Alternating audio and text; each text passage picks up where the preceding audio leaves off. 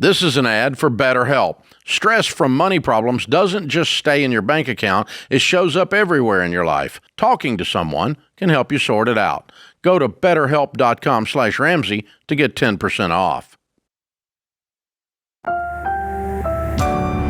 Brought to you by the EveryDollar app. Start budgeting for free today.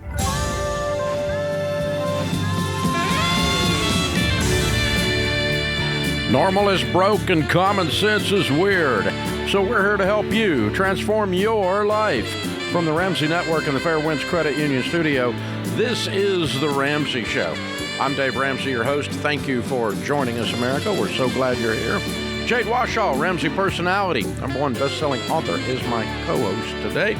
We're glad you're here. Open phones at 888-825-5225. TJ starts us off in Kansas City. Hi, TJ. What's up? Hey, guys. Glad you have me on today. I'm doing good. Well, we're honored to have you. How can we help? So, just in kind of a position where my family's living paycheck to paycheck kind of thing, and we've tried all kinds of stuff. We've gone through financial advisors and coaches at our banks and all that, and we're just hitting a wall where we just feel stuck and know that some patterns or behaviors somewhere have to change. So when you looked at that with the various coaches, did you find that there was a spending problem, or did you find that there was an income problem? Or both? What I heard most was it looks like you need to generate more income. That's what I heard. But we never could, What is your income? So I gross around $69,000 a year. Okay, and what do you take home monthly? Monthly, I net around $5,026, I think, something like that. Okay, what about your wife?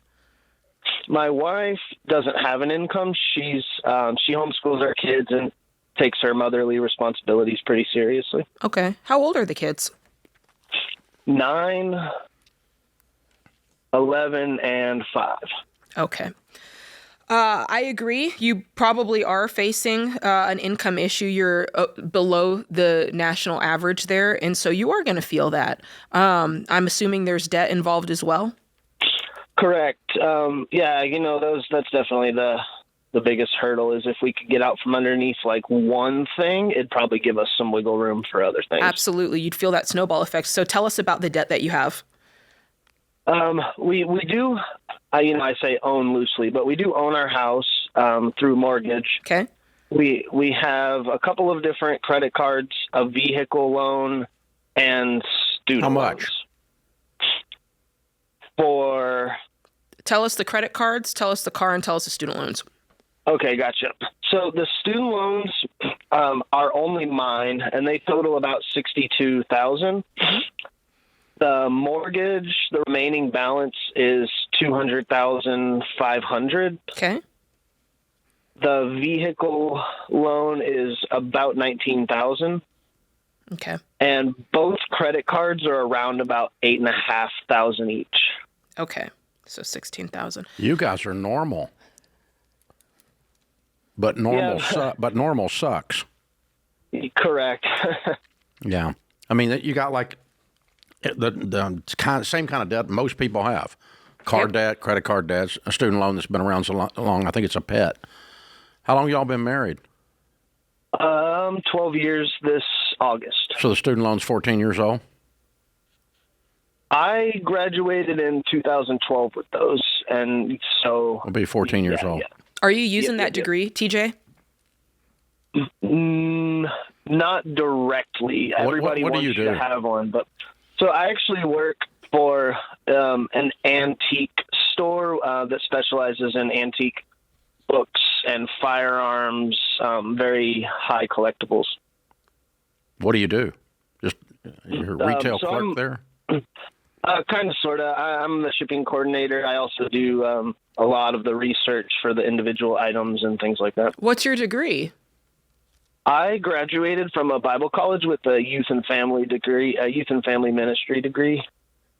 Okay. So the part about you using your degree is you're not, which is okay, but you're not at all. I'm using it in that it's a placeholder on a resume. Well, yeah.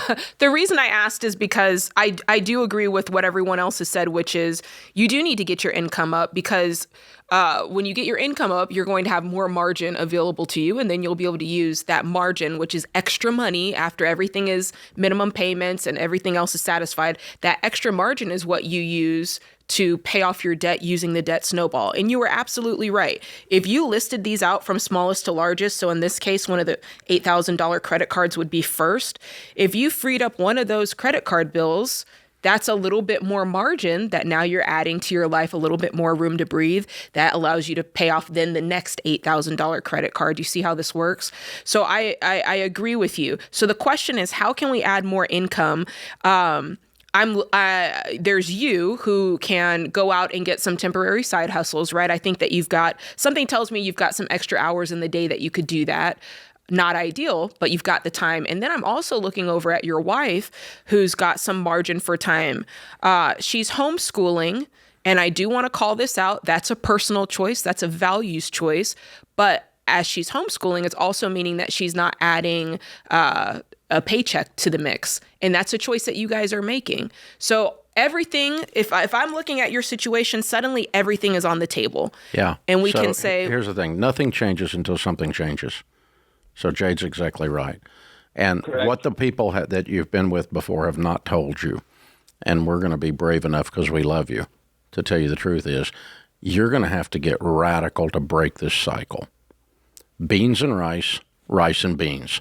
You're not going to see the inside of a restaurant unless you're working there as your extra job. You're not going on vacation because you're broke people, and broke people aren't going on vacation. You're going to get this stinking car paid off, or you're going to sell it. She's going to pick up a side hustle. You're going to pick up a side hustle. You guys are going to sell so much stuff the kids think they're next.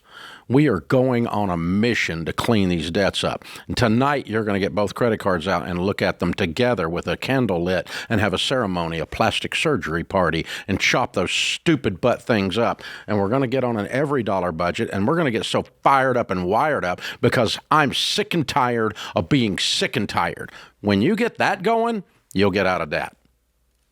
But you will not get out of debt doing what you're doing. Because what you're doing is running like a rat in a wheel, getting no traction. I have two very specific, nuanced questions that I think could at least give me a bit better of pathing. Yeah, ask them. The first one regarding the credit cards. I did recently do a balance transfer from one card to another, regardless of how we feel about balance transfers. That specific card has a 0% interest rate until October of 2026. Am I better off paying towards the 0% interest rate? It's your smallest debt anyway. So it honestly doesn't matter. I don't care about interest rates are not your problem. Cash flow is your problem. Okay. You need rid of the debt so you don't have payments. The number one thing... when you don't have payments, you're going to have margin. That's what Jade's been saying. The number one thing on your checklist, TJ, is tonight you sit down with your wife. You need to make sure you both have this equal level of intensity on what it's going to take to get out of this. And the two of you are going to brainstorm, what are you going to do with your extra time to make money? And what am I going to do with my extra time to make money? And you don't stop the conversation until the two of you have lists of jobs that you'll be applying for in the morning. Yeah, and 10 years from now, what are you going to be doing that's not a clerk in an antique store? Where you make 169, not good. 69.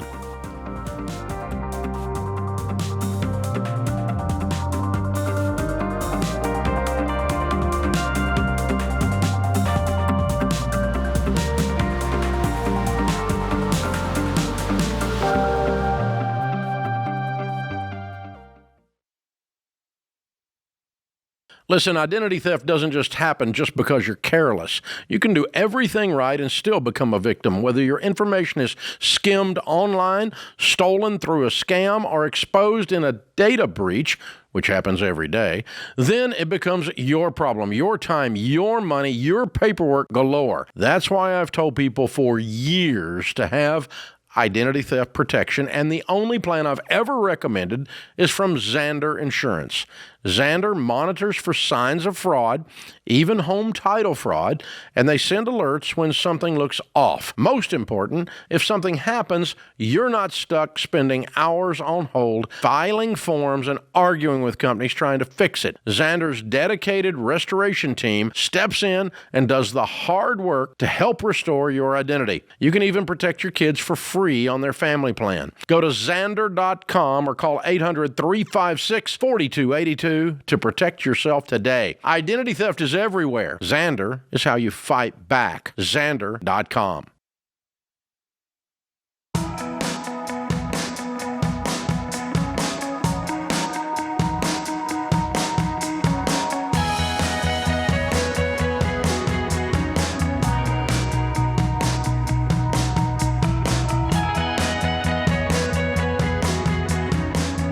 Carl is in New York City. Hi, Carl. What's up? Well, if I push the button, we can talk to you, Carl. I'm sorry. Let's try again. What's up, Carl? I'm making about $200,000 a year, and I'm having a real hard time budgeting. I was in trouble with credit card debt, which I have since put a Band-Aid on it. But I'm looking for a tool to be able to move forward so I don't fall back into that credit card debt. Okay. When you say you're struggling to budget $200,000, what do you mean exactly? Tell us exactly what you mean by that. You know, I just feel my day-to-day puts me a bit upside down, and then I wind up leaning on credit cards, just not disciplined enough, so to speak. And I feel that a budget and putting certain monies aside specifically for the mortgage and you know, groceries and day-to-day things would help me save more and be able to become a little bit more independent and not, you know, so upside down. I mentioned I had $27,000 in credit card debt, and I went ahead and took a second mortgage because it was a lot better than 30%, right? So I have an 8% loan now on my second mortgage, still have decent equity in my home. But you're still doing the same thing. Now. Yeah. And it's gonna get worse every time you do this. Yeah. You treated the symptom, not the problem. The symptom is credit card debt. The problem is you spend more than you make. Exactly. So why do you spend more than you make? What's it going to? Well, historically, it went to just necessities, as I call it. I mean, maybe living outside of our budget, spending too much on dinners, going out drinking, buying stuff for the house, cars, motorcycles. I mean, that list can go on and on. But I feel like I have a better handle on that now. I'm not doing that anymore. Because you're using a budget. Well, I had a budget, but it kind of fell apart. Okay. I don't have a budget currently, but I want to put one in place. So how much debt do you guys have, Carl? Not counting your house. I am happy to say nothing. What about the $27,000 that you rolled into the second mortgage, and there's nothing beyond that? No car debt. That's correct. No student loan debt. That's all bundled in. So what? No student loan. How much is your house payment?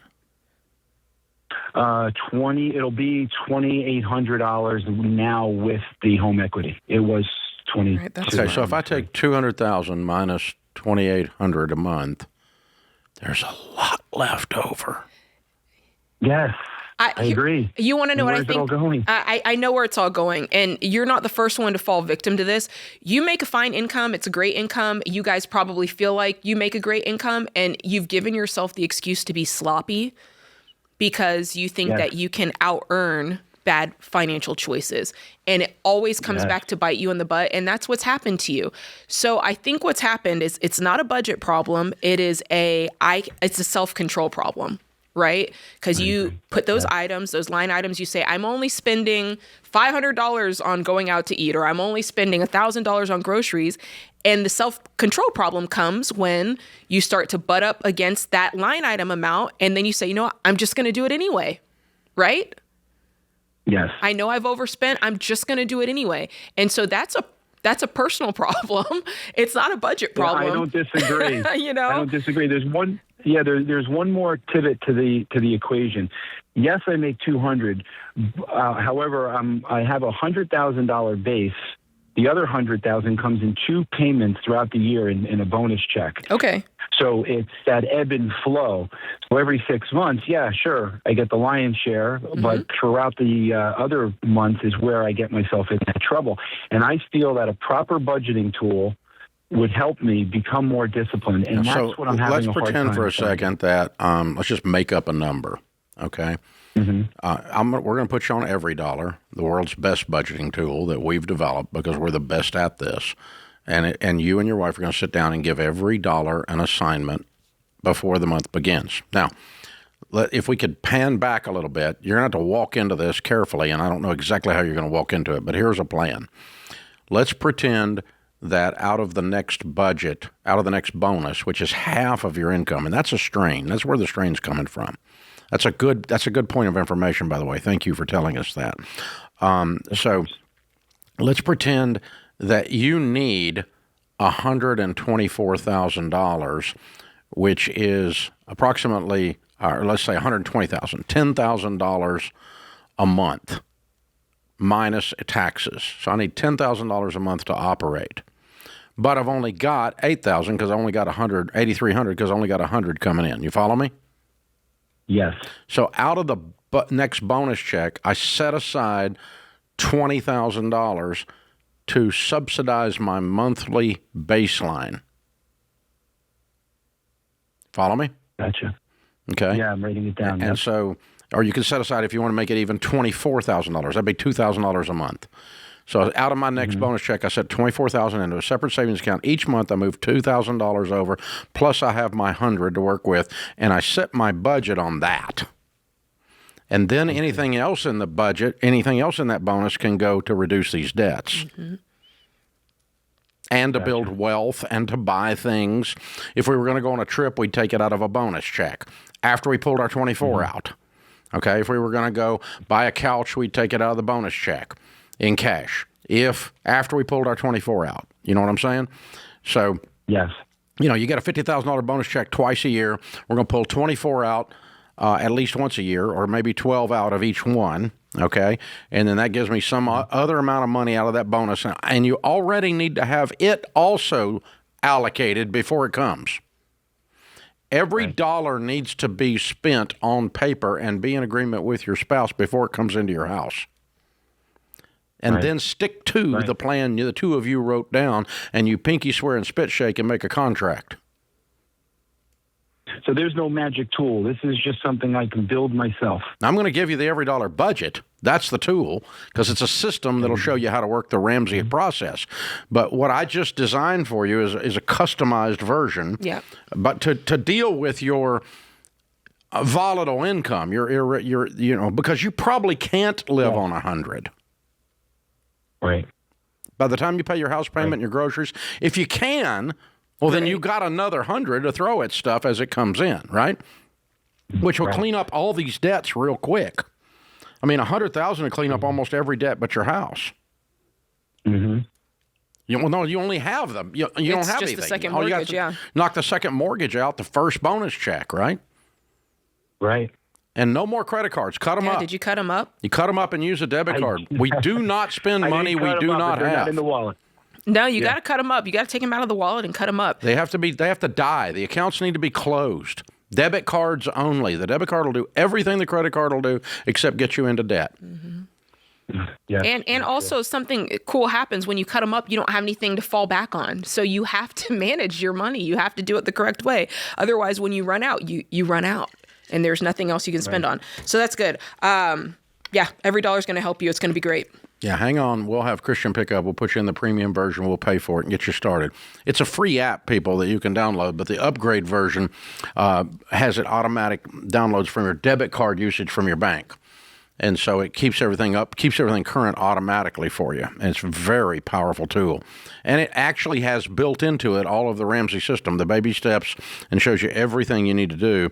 And, when you lay it out and the first time you do it, you're going to sit down, you're going to say, where's all my money been going? Because there's $3,000. I don't know where it's been going. Yeah. Everyone has that happen. You feel like you got a raise when you do a budget. because the disorganization and the chaos, the impulse spending, the lack of self-control, the inability to say no because I make a lot of money, all that that was a really good insight. Yeah. But stick with it. Don't just do this one time in the first month. If you're in the red, quit. Stick with it. It takes most people 90 days to start locking in and really get the feel for it. So stick with it. Don't quit after 1 month.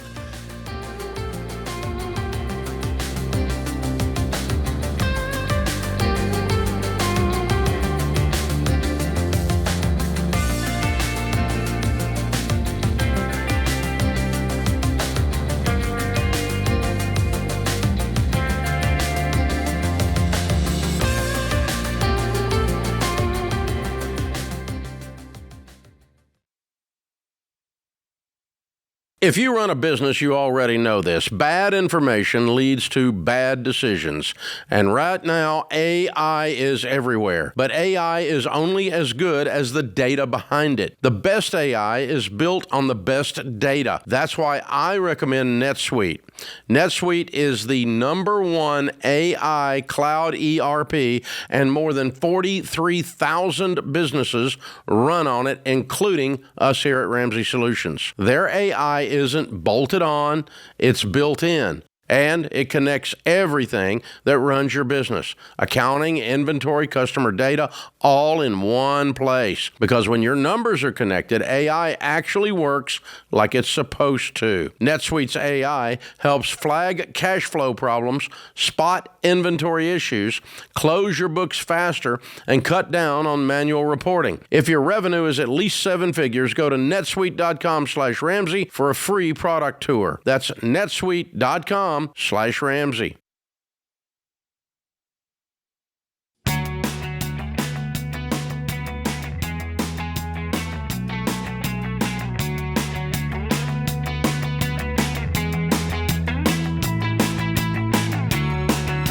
Seth is in Boca Raton. Hi, Seth. How are you?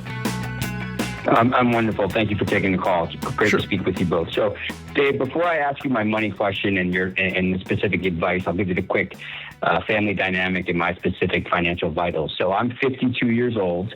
I'm single, no kids, no debt. I've been in debt. I went bankrupt 20 years ago.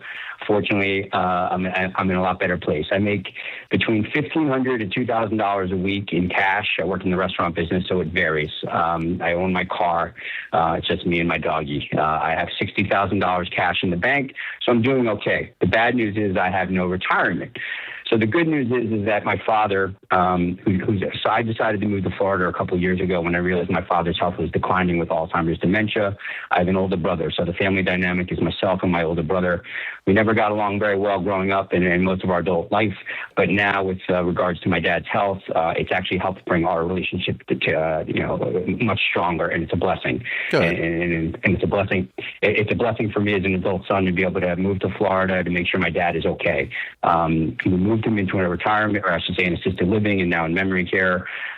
Fortunately, my father was always wonderful with money in terms of saving. My mom was a spender. Unfortunately, my mom passed, and then so did my dad's second wife. So my dad is 84, as I mentioned. He has a long-term health care policy, which is paying for his assisted living. So really, we don't need to spend any money really a month to take care of his needs. My dad's estate, we had a conversation, my brother and I, with his financial advisor. My dad's estate is worth just under $5 million. He's got about 800-ish in an IRA, and then he has 2 accounts with Morgan Stanley. What we learned is that of that Morgan Stanley account, we kind of hit the stock lottery, Dave. My dad had a stock that he purchased for $22 a share, 1,000 shares, and it's now trading at over $1,000 a share. So we have about $1 million position on one stock. I think I know your answer, but I'm asking your advice. Do we sell off some of the stock? Obviously, move that then to a mutual fund. How do we do it? What's the best strategy? And just kind of the question is, ultimately, my brother and I want to make sure that his estate is safe, which will then thankfully take care of my retirement as well as my brother and his families. So yes, you said $22,000 invested in what turned into $1 million. That's correct. Yep. He has a $22 cost basis. Yep. Okay. And we know that if we sold it, then there's, long-term gain. There's long-term gains, but then, if we keep it and then he passes away, we then get that new step-up basis, so on and so forth. But I know that 25% of his net income what you've got to weigh out is the risk of a single stock is substantial because whatever that company does, so does the $1 million, right? If that owner comes out and decides he's going to be in the Epstein files and the stock goes, or the CEO, and the stock goes in half, then you lost $500,000. Okay? That's because you got it in one thing. That's the risk. Okay? If you decide I don't want the risk, you're going to have $150,000 in capital gains tax. He's going to have $150,000 in capital gains tax. Y'all are managing it for him, okay? And as you said, that's on the one hand. On the other hand, if we leave it alone, we don't have any taxes, but we have the risk, and he passes away, there'll be no taxes on it. So it's a $150,000 decision.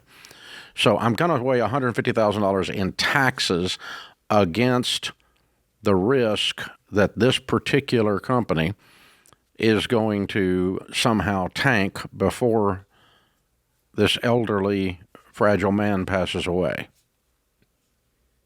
You see what I'm saying? My brother had, well, we wouldn't sell the full position. The thought on our call on Monday was to maybe sell off like 25%. So we're talking about a much smaller tax bill of, 30 or 40,000 on a $200,000. So so the answer is this: let's just be inappropriately callous. Okay, can I just be mean a minute? It sounds mean because I'm talking about your dad. Okay, but as long as he passes away before this company does something wrong, then you would not have wanted to move it. So the sooner he passes away versus the risk, the less you would want to do that. And so I'm gauging his health and his situation mathematically, sadly, against whether we begin to move some of this away. And that's what you do. So who is the company? Is it Apple? No, it's Micron. Interesting. Micron is up 900% in one calendar year. Yeah. If you look at, I'm sure you're probably familiar with them. They do the AI chip, and it's literally like I call it a stock lottery. So it's a very volatile position. Yeah. So do you think selling off 20% of that and then putting that couple $100,000 in a mutual fund is it safer? Kind of lowers our position and our risk a little bit. Is that a smart decision or? Yes. I probably would say I'm going to sell off 20% every year until he passes. Yeah, that's kind of what my brother and I were talking. Yeah. Are there different strategies, Dave, that are beneficial, like in terms of when we do decide to sell? Like I heard something about a covered call, or is that just no? I wouldn't get into all that. I would just say I'm weighing the stepped-up basis against the risk of a highly volatile tech AI company.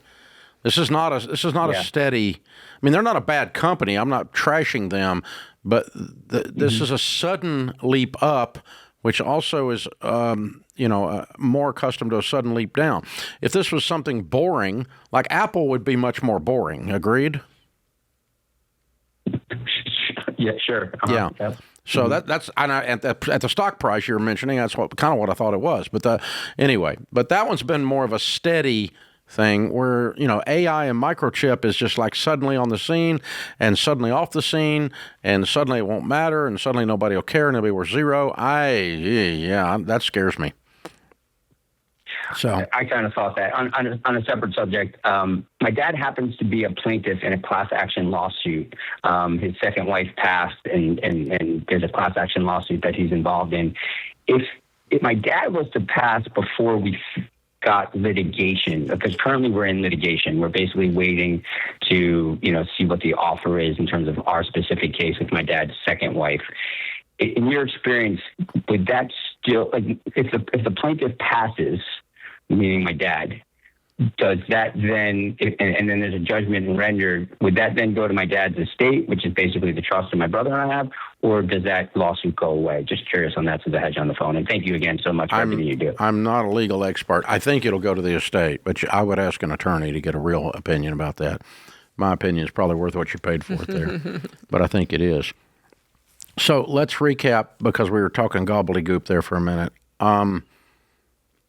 When someone has paid $22,000 for a stock that's worth $1 million, if you transfer it, if you cash it out, obviously, before you die, you pay taxes on the difference, the gain.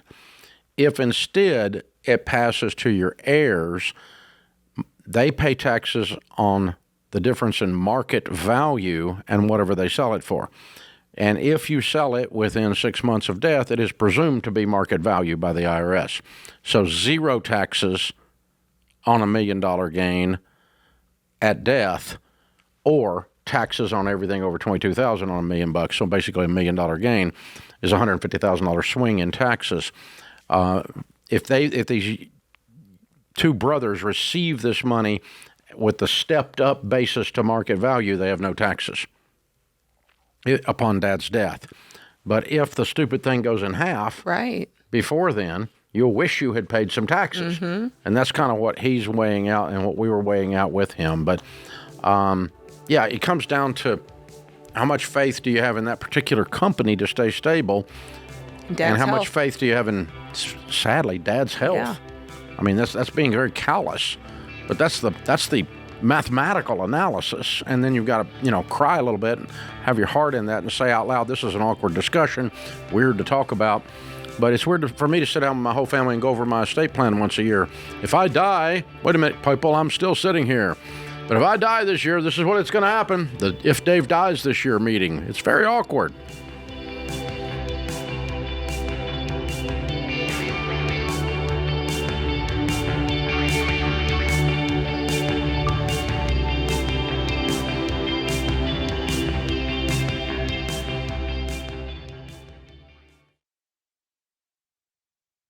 Here's what nobody warns you about. You're behind on payments, you signed up with some debt settlement company, you're making your monthly payments to them, and then one morning a process server knocks on your door. Surprise, you just got sued by a creditor. And that company you trusted? Not a law firm. They're not built to represent you if things escalate. And now you're scrambling to figure out what to do next. And that's why I tell people about Guardian Litigation Group. Guardian Litigation is not a call center. They're actual attorneys at a law firm. And from day one, you're assigned a real attorney who can represent you if a creditor takes you to court. No scrambling when things go sideways, just real legal protection built in from the start. And look, the best way out of debt is still the budget, the plan, the baby steps. But if you're already in default and legal threats are coming your way, Guardian has your back. Their attorneys have helped over 55,000 people settle more than $600 million in debt. So get real legal help at guardianlit.com/Ramsey. That's guardianlit.com/Ramsey. Attorney advertising. Results may vary and no specific outcome is guaranteed.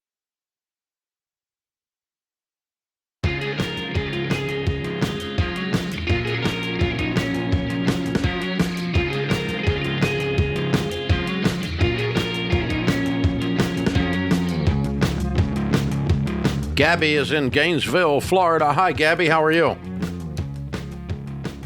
Well, I'll keep doing that. Gabby, how are you? I'm doing well. How are you, Dave and Jade? Better than we deserve. What's up? Alrighty. So, my husband and I just got married in January, and since before we got married, we were starting on the baby steps because we both had student loan debt and a bit of credit card debt.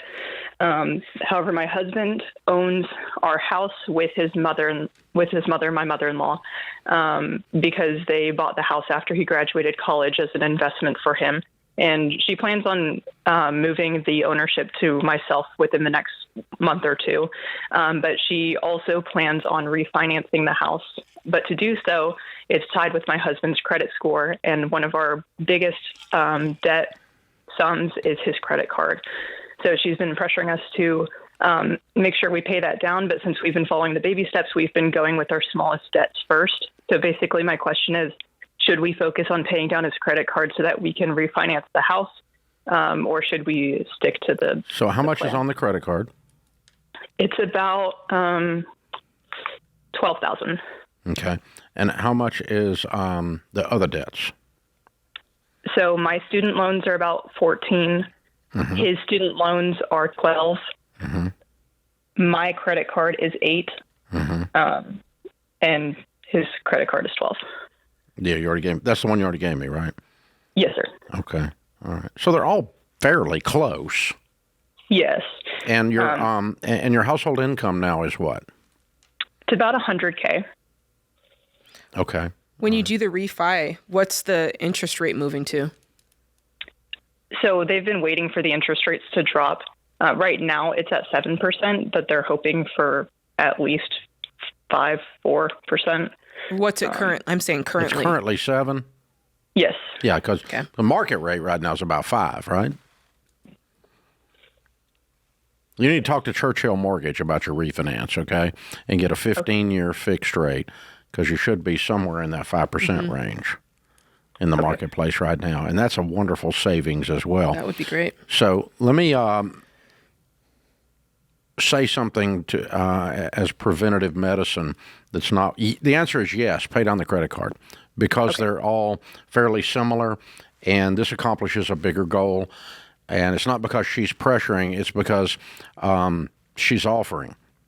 So I don't understand how we got here with him and his mom owning the house together. That's not bothering me as much. And what I want to make sure you hear is this lady is, we get all the calls that this went the other way. Like she's being hard to get along with, and she doesn't want to help you get out of it, and she wants to stay on it, and you think you have to own this house with your mother-in-law forever. And that's the call we usually get. This lady's is very healthy in saying, I want to put it into my new daughter-in-law's name as fast as I can. That is the right mother-in-law answer. You have a peach of a mother-in-law. She's awesome. Oh, I definitely do. Okay. It's just been a little bit stressful because we actually recently found out that we're also pregnant. And oh, wow. That's so yet, awesome. So. That is so awesome. Very cool. Well, now she's going to be super nice. Oh, yeah. Hopefully. I love it. Hey, good for you. Yeah, I want to give her some props because she wins the Mother-in-Law of the Year award on this show. Most of the time, the mother-in-law in this situation is a test pilot for a broom factory, and so this one is really doing a good job. And so I want to help her. I want you to appreciate her and to help her. And because she's really just handing you the keys to this thing, y'all got to just get the paperwork transferred, right? Mm-hmm. This wow, is that's so cool. Great. There's no other money involved. That's so cool. Yeah, we just got to get the refinance, get her name off the loan. That's it. And then she deeds it over to him and to the new daughter-in-law. That is awesome. And that only costs $12,000. We make $100. I want y'all to work extra. I want you to sell stuff. Any wedding gifts that go back that you had duplicates of, turn them into cash and throw them on the credit card. Chop up all credit cards. Get on an every dollar budget. We're going to give it to you as a wedding gift, the premium version, and get you signed up. The two of you sit down and just wear that thing out. You're going to come up with $12,000 in like 3 months. It's going to be gone. Yeah, that would be great. Yeah. Just one more side point, because I'm pregnant and we recently found this out, so we haven't hit all the bills yet. How do we attack the baby steps moving forward? Do we set aside we've been paying off debt at least $1,500 a month since we started in January. Yeah, I want to get that credit card gone, and then I want you to stop paying off debt. Okay. I want you to stack cash until the baby comes. Okay. It sounds like you've listened to us before. We call it stork mode. Yeah, so while you're in stork mode till baby comes, we stack cash, and we don't use the cash. We're not building on a nursery. We're using the cash to pay off debt after you come home and the baby's okay and you're okay, after you come home from the hospital. But this is just an extra little pad while we're pregnant. But before that, the first 3 months right here of your first trimester, we're knocking out that debt before we do go to stork mode, because I've got to get this house transferred. Yeah, and that's where the side hustling has to come in. Otherwise, the math won't work. If you're using that $1,500 margin to pay off $12,000 and that's it. No, we got to get to $3,000 or $4,000. Exactly. We're going to squeeze this budget down super tight. We're going to work extra. And again, I'm selling everything in sight. I really am. Because if you can get this house transferred and be rid of this one thing, and then you stack cash till baby comes, you're going to be in a really peaceful situation. Yeah, margin's got to double. Yeah, that's for a short period of time. I want y'all to go cray-cray and knock this out. If you live like no one else, later you get to live and give like no one else. Janice in Norfolk, Virginia. Hi, Janice. What's up? Hi. Thank you so much for speaking with me.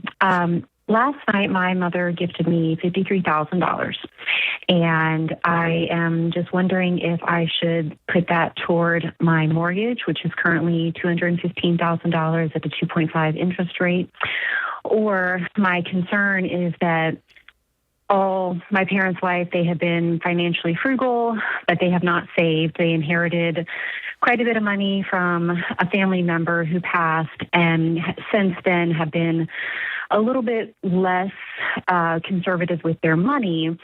So I'm worried that as they get older, I do know that they are currently spending more money per month than what they bring in with How much money did they inherit? Pensions. Over $1 million. Mm-hmm. And that's why what this, $53,000? Where'd that number come from? It was a family thing. One person got that amount, and so to be fair, I also got that amount. I don't need the money, but the other person apparently did. Let me help you. She's going to get hammered with gift tax unless she's got some estate planning going on. Well, that is also part of my concern when I was looking up. Yeah, if you individual can give an individual $19,000 before you get into gift tax of 55%. Mm-hmm. They don't know anything about any of this, and they just write checks? Well, this is the largest check that I have received from So that. are you married? No. Okay. Well, they can each give you 19, so that'd be 38. But everything above that, unless they file some paperwork called a unified estate tax credit and use up some of their estate exemption, which they can do pretty easily, they're going to get hammered with gift tax. You can't just hand out money unless it's a 501, unless it's a properly done nonprofit, and you're not. So mom and dad need to get some tax advice and quit being ignorant. They're about to get their butts kicked in an audit really bad because they didn't learn what they were doing. So I don't care. Out of $1 million, if they gave you a 53, they gave somebody else 53, they're probably okay. I'd put it on my mortgage. I wouldn't worry about the gift. I just worry about mom and dad getting hammered with gift tax. They have less than $500,000. I'm sorry? So it's not. They don't have $1 million anymore. They have less than $500,000. You're worried that they're going to come knocking on your door when they blow through all this money, and now they're going to be. No, I don't think they would do that because they would not ask me for that. But I feel, compelled more or less. If your house is paid off because you use this to accelerate the payoff, then when they are in trouble someday, you'll be in a better position to help them. So I'd put it on the house.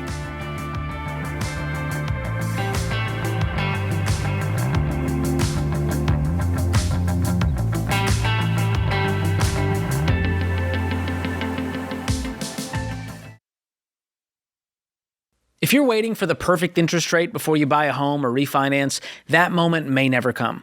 That's why people should talk to Churchill Mortgage, because rates move every day. And when rates drop, buyers flood the market, which means more competition and higher home prices. Smart buyers know they can't time the market. They move with a strategy. Buy the home you can afford now and refinance later if rates improve. Churchill helps you understand what you can actually afford, not just what you qualify for. And with their certified homebuyer program, you can get fully underwritten before you shop, so you can make moves faster and make stronger offers. And right now, Churchill has a special offer only for the Ramsey audience. Go to churchillmortgage.com/Ramsey offer to learn more. That's a special website. Remember this, churchillmortgage.com/Ramsey offer. This is a paid advertisement. The Churchill Certified Homebuyer Program is available for qualifying borrowers and select loan types only. NMLS ID 1591, NMLSConsumerAccess.org, Equal Housing Lender, 1749 Mallory Lane, Suite 100, Brentwood, Tennessee, 37027.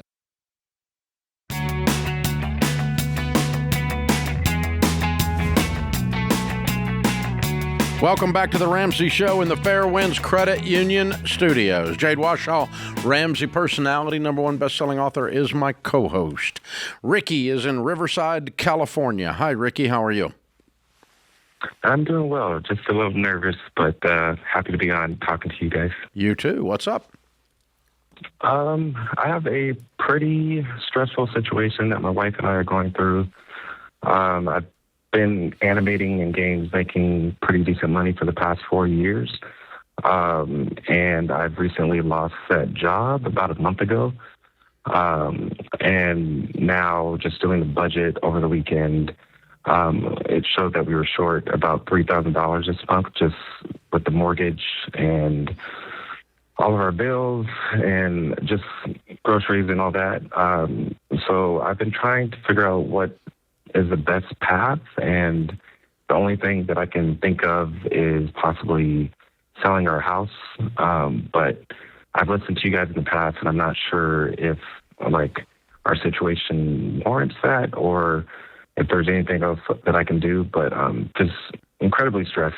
Not bad. So I'm sorry. just looking for some help. That's scary. Yeah, So you were an animator, did you say? Yes. Yeah. Okay, and you were making what? 2019. I was on average, it was 120 to 150. Most recently, I was making 130. Mm-hmm. I just got a job at Home Depot.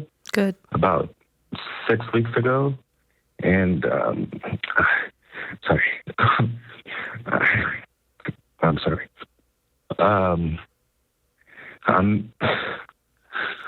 I'm making 21 an hour, so I think that's like 40K. So I don't know if I should. Yeah, is your wife working outside the home, sir? Yes, she works for the state of California. She makes about, her take-home pay is $4,000. It would be higher, but they automatically deduct her retirement and what does she do there? Health insurance. She checks the licenses for foster care facilities. So okay, and why did the animation job go away? It's just been, the industry's been really rough. The one that I just had was just a contract position after a layoff that I had last year. So this was a contract from September to the end of April. And right around the new year, I've been applying, reaching out to old coworkers, anybody that I can, recruiters on LinkedIn, anyone that had any sort of connection. I've had interviews. I had an interview recently at Apple. Just found out I didn't get it yesterday. And interviews at other game studios. I get close, and then it's usually that final interview where I just don't seem to get it. So I haven't been able to line up another animation job. So but it sounds like there is jobs out there in this industry, that the industry isn't dying. You just hadn't landed after your last contract. You haven't landed the new gig is all.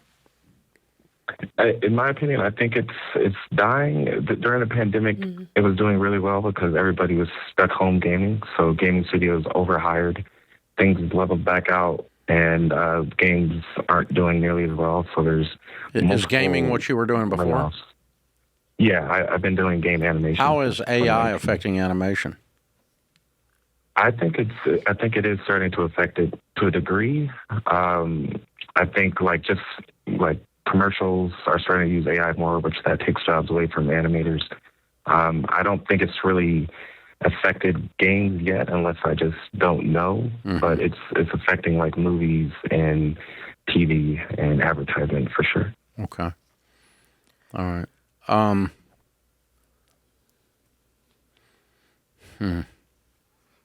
But you're bringing in $3,000 a month, and she's bringing in $4,000, and you're still $3,000 short.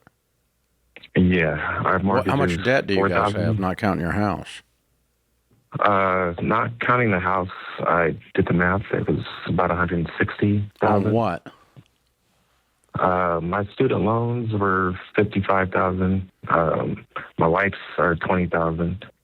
We do have a car for $40,000, and just a couple of personal loans, one for $17,000, another one for $10,000. Another for 5. We owe $10,000 to the IRS from taxes not getting enough taken out of checks. Okay.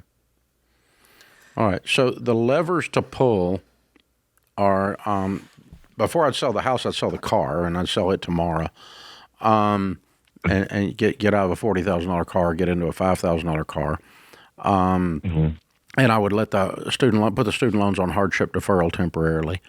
Trying to get cash flow going here. And then but if you're going to pay something, you pay food first, lights and water second, house third, and cars and car gasoline fourth to get to work. So food, shelter, transportation, and utilities before you do anything, before those cards or loans, student loans, or anything else gets paid, okay? But yeah, I'd get rid of the car immediately, and then I would set pick up another second job to go with this one. Yeah, I was going to say. And fill in the blank here, because you're not working 40 at Home Depot. And can your wife pick up a side hustle as well? Maybe my wife, on Monday, I had a breakdown at work, so they actually converted me to full-time on the spot, which was super nice. So I'm working 40 hours now. That's all, though. I mean, you can work another 30. Yeah, I can. Yeah, I'm not. Yeah. This is not a permanent solution. I'm trying to keep the water in the lake while we get a new position as an animator. Okay, and then what I would do, so let's pretend that you can strain and work 60, 70 hours, and she can work 60, 70 hours. We sell the car. We're on beans and rice and beans. We're having a garage sale. We got so much stuff on Craigslist. The children think they're next. We're really dumping stuff out of here, and we can barely hold on. That's what I want to get to. Right. And I think you can get there. I think you can get there. But that's a temporary thing. And then I would say, if I don't land an animator's job and get my income back up to get us back to where we can breathe again, within X number of months, then we're going to sell the house. And so I'm like 3 months, 4 months. Okay. You can't sustain the thing I'm talking about for 6 years. No, this is a short term. So we're saying, we're going to give this until after Christmas. We're going to give this until Thanksgiving. But, if we're thinking about selling a house, we would want to sell it after the first of the year. So if you could hang on for 6 months doing this, and if you haven't landed the animator job in 6 months, then yeah, you probably do need to do something different. You need to adjust your career. Okay. The other thing I would advise you, and I am not an AI expert by any stretch of the imagination, although Ramsey is spending a lot of time on it here, the people inside this building are, it is not the answer to everything. It is artificial. It is not real. But it is disrupting some of these industries. And if I'm in your shoes, I'm going to learn what it's doing to my industry, and I'm going to start learning how to use it instead of it putting me out of business.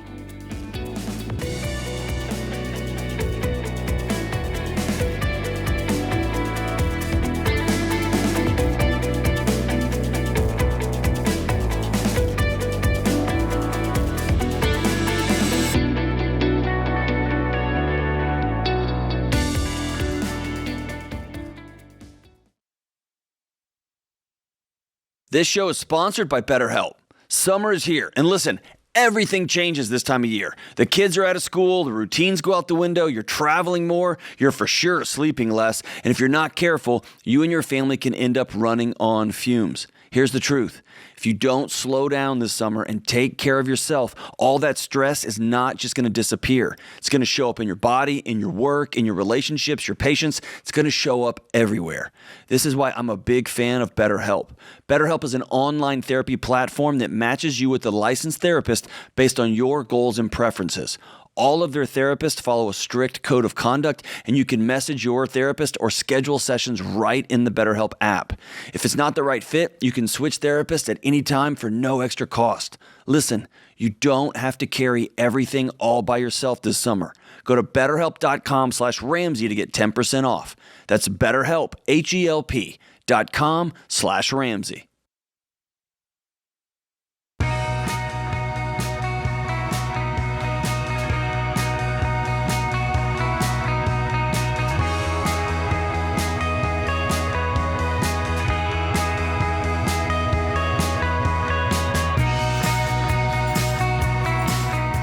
Sophia is in Maine. Hi, Sophia. How are you? Hi, I'm good. How are you doing? Better than I deserve. What's up?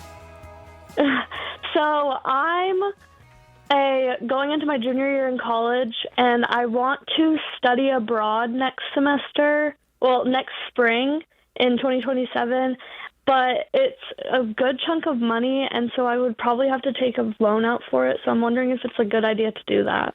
Should I take out a loan to go on a European vacation? Well, That's what studying abroad is, Sophia. Yes, I know. How much does it cost to study abroad? So, including literally everything, tuition, home and board, and even like spending money, they estimated it around 18 to 20,000. Okay, 18 to 20,000. Do you have any sort of job or any work that you're doing right now? Yeah, I made about I go to school full time, but I made about $25,000 last year. Okay, I think around that. Are there scholarships for this? Yeah, so all of my scholarships for my home university will transfer, so I'll get about like 8,000 covered. Okay. And then my own personal savings, I don't have to pay until October, and so I'm planning on saving like everything until then. So I think I'll be able to get like a good, probably another 8,000 on that. Okay. So we're getting close. Yeah, we're getting close, Yeah. but you are spending every single dime you can scrape up on a European vacation while you're a broke college student. Well, I mean, this has absolutely no economic or marketplace value, honey. Zero. Yeah. What are you studying? You're not going to come home and go, oh, every employer in Maine is going to line up to hire me because I studied abroad for one semester. Zero chance. Yeah. This is a fun vacation thing to do. How old are you? I'm 19. Yeah. I don't disagree with it. If your parents are rich, that's fine. But I would not tell a 19-year-old person that I love to spend their very last dime to go on vacation. How are your other semesters being paid for? Obviously, you've got the $8,000 scholarship. How are your other semesters at home being covered? I go to college for free, so I don't have any student loans at all. I will say this, and this is Jade's opinion. I traveled right out of college for work. I was getting paid to travel, so that is a big differentiator. But I think traveling is one of the best things that you can do for yourself. It's a different type of education. I personally think that if you can cash flow this, I wouldn't stop you from doing it. But Dad has told us something else. Jade and I can disagree and both be right. We That's can. okay. That's okay, yeah. We can disagree and both be right. That's all right. Yeah. So I look at here's the problem. Okay?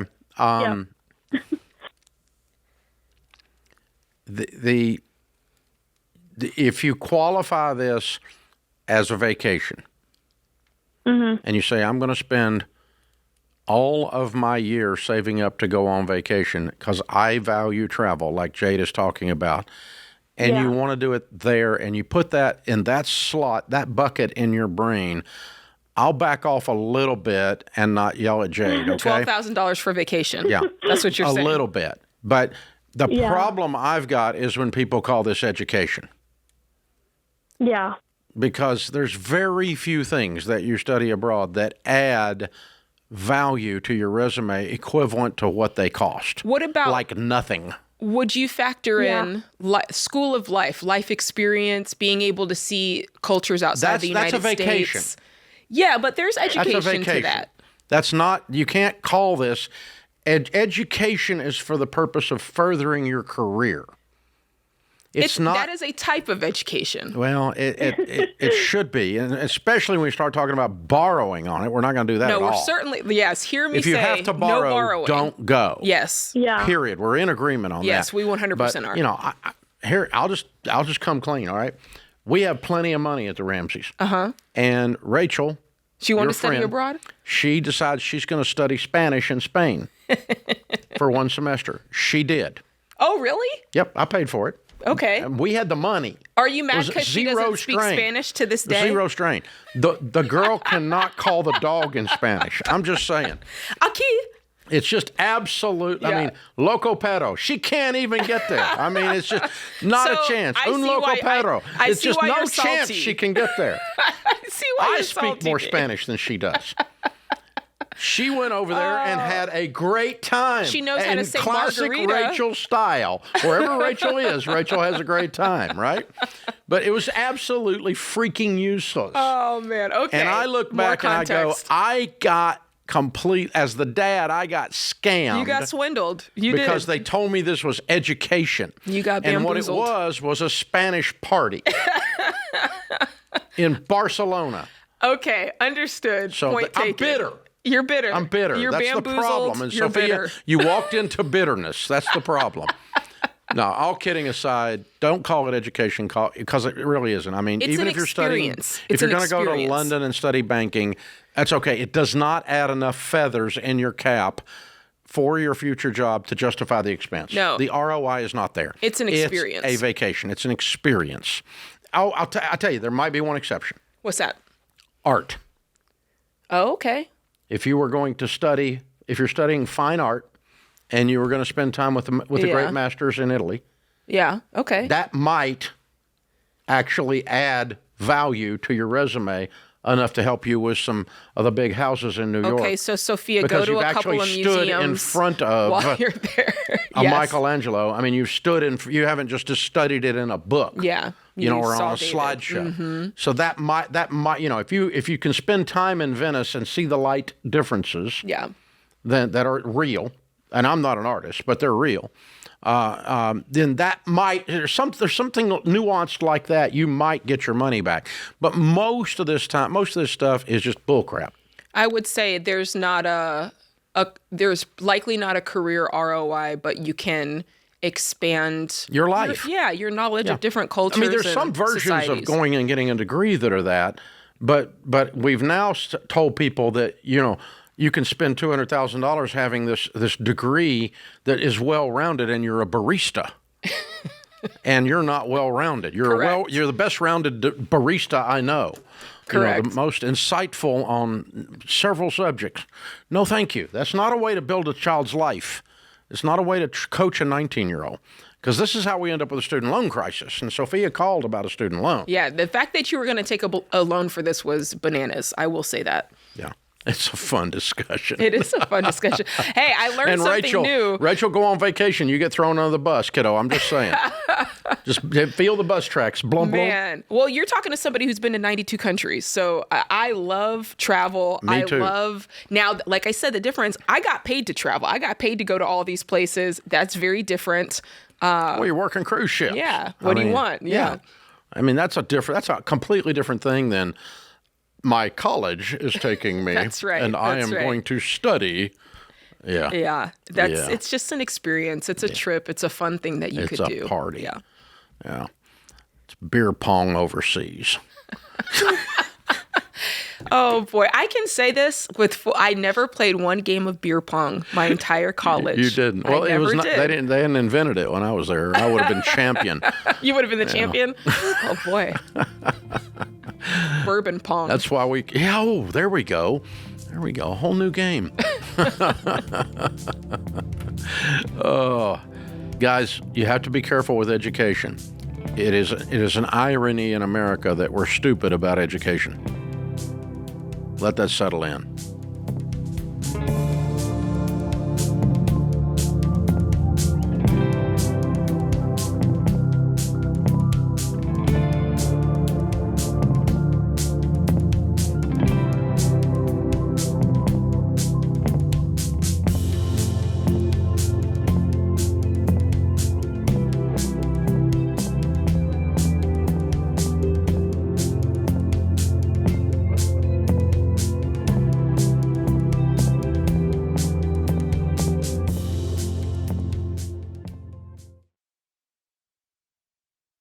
If you've worked hard to keep your car running, the last thing you want is stress when you're running the kids all over to summer activities or loading up the family for a well-earned vacation.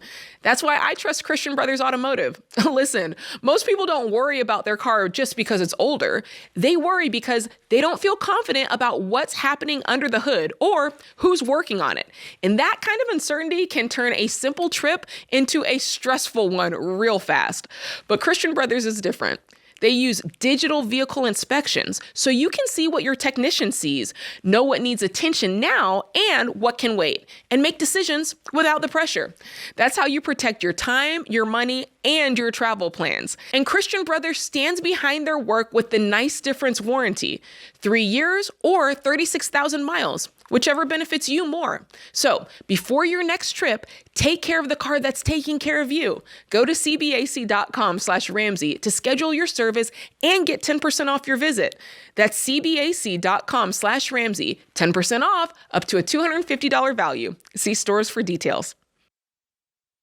You're getting ready to hit the road this summer. You want to feel confident your car is ready to go, but when you don't fully understand what's going on under the hood, it's easier to either ignore something important or spend money you didn't need to. Because, let's be honest, you're not a mechanic. And you shouldn't have to be. That's why we trust Christian Brothers Automotive, the official auto repair partner of The Ramsey Show. They bring clarity to car repairs and maintenance. With their digital vehicle inspections, you can actually see what your technician sees, understand what needs attention now and what can wait, so you can make wise decisions without second guessing. Listen, when you're counting on your car to get you where you need to be, you don't want uncertainty. You want confidence. And Christian Brothers stands behind their work with the Nice Difference warranty.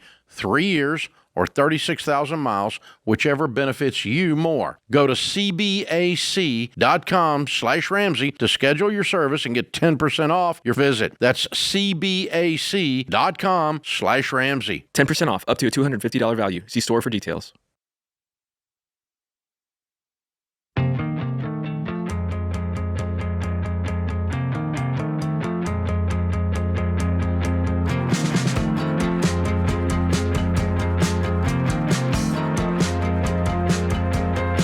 Our question of the day is brought to you by Why Refi. When people get buried under private student loans that they can't keep up with, they might think there's no way out. Well, Why Refi helps borrowers explore solutions with fixed rate refinancing and a payment plan that's tailored to their situation. Go to whyrefi.com/Ramsey.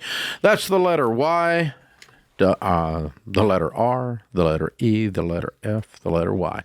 whyrefi.com/Ramsey. Might not be in all states. Okay, today's question comes from Shelby in New Jersey. She says, my husband and I are both 35 years old, and we recently combined our finances and did our first budget together. I paid off and closed my credit card. He stopped using his credit card, but wants to keep it just in case. Together, we earn over $175,000 a year. Our only debt is $25,000 on a car loan.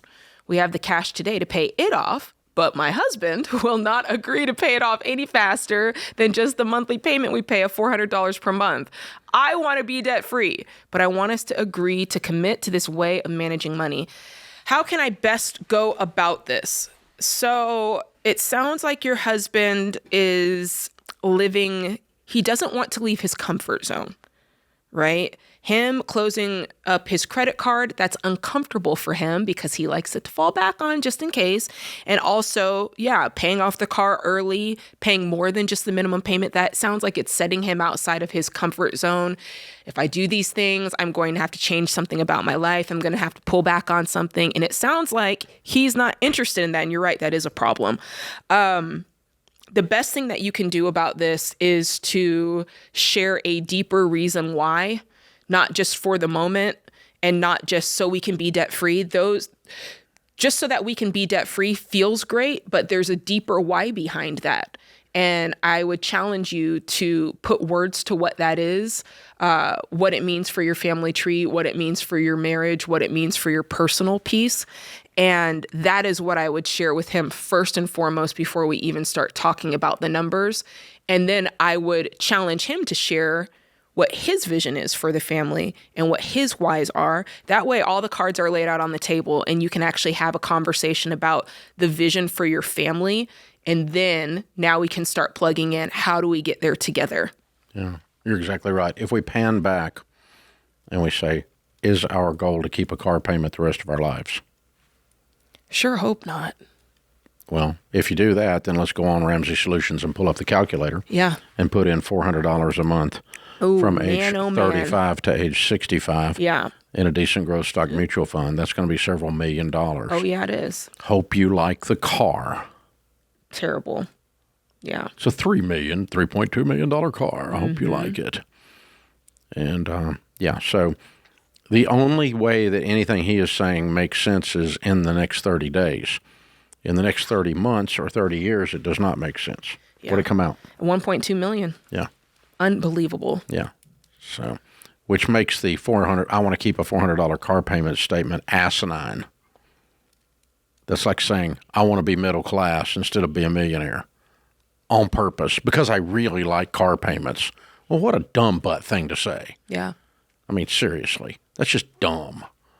So, but you got to pan back and make sure that he grasps that instead of going, well, I think I'll just pay it out slowly. Well, what are the implications of that? $1.2 million. Hello. So that's just dumb. And so you pan back and you start going, look, the people that build wealth and the kind of life that I envision us living don't have car payments. The people that I envision us living like don't have credit cards.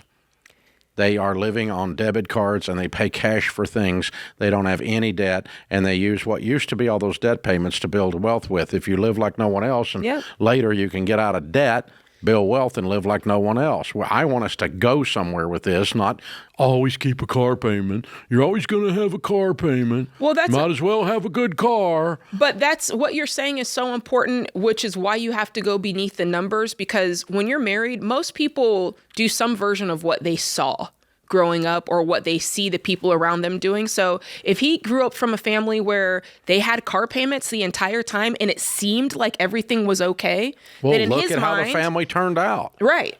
Broke and living on social insecurity, working at McDonald's or a Walmart greeter at 74. But if he hasn't seen that fallout yet, because he will, but if he hasn't seen that yet and so far everything seems okay, in his mind, what's the big deal? And then if you came from a family where we paid cash for things and we paid things off and you understood the implications of debt, those are two different backgrounds working together, and that's the emotional side of money that you do have to have conversations about. You have to understand where the other person is coming from in order to then shift the conversation in the way that it needs to go. But there's no long-term scenario that his idea works in. No. Zero. The only scenario he works in is in the immediate, in the next 90 days. It feels good to not have $25,000 in the bank and not have $25,000 car debt. But there's no 10-year period of time that you look at that and go, oh, that was really smart. It just does not occur. Yeah. So when you pan back and you extend vision to this, you said vision earlier, and you add vision to the discussion, you say, I want to talk about where this takes us, not what we're doing this month, but where does this philosophy take us?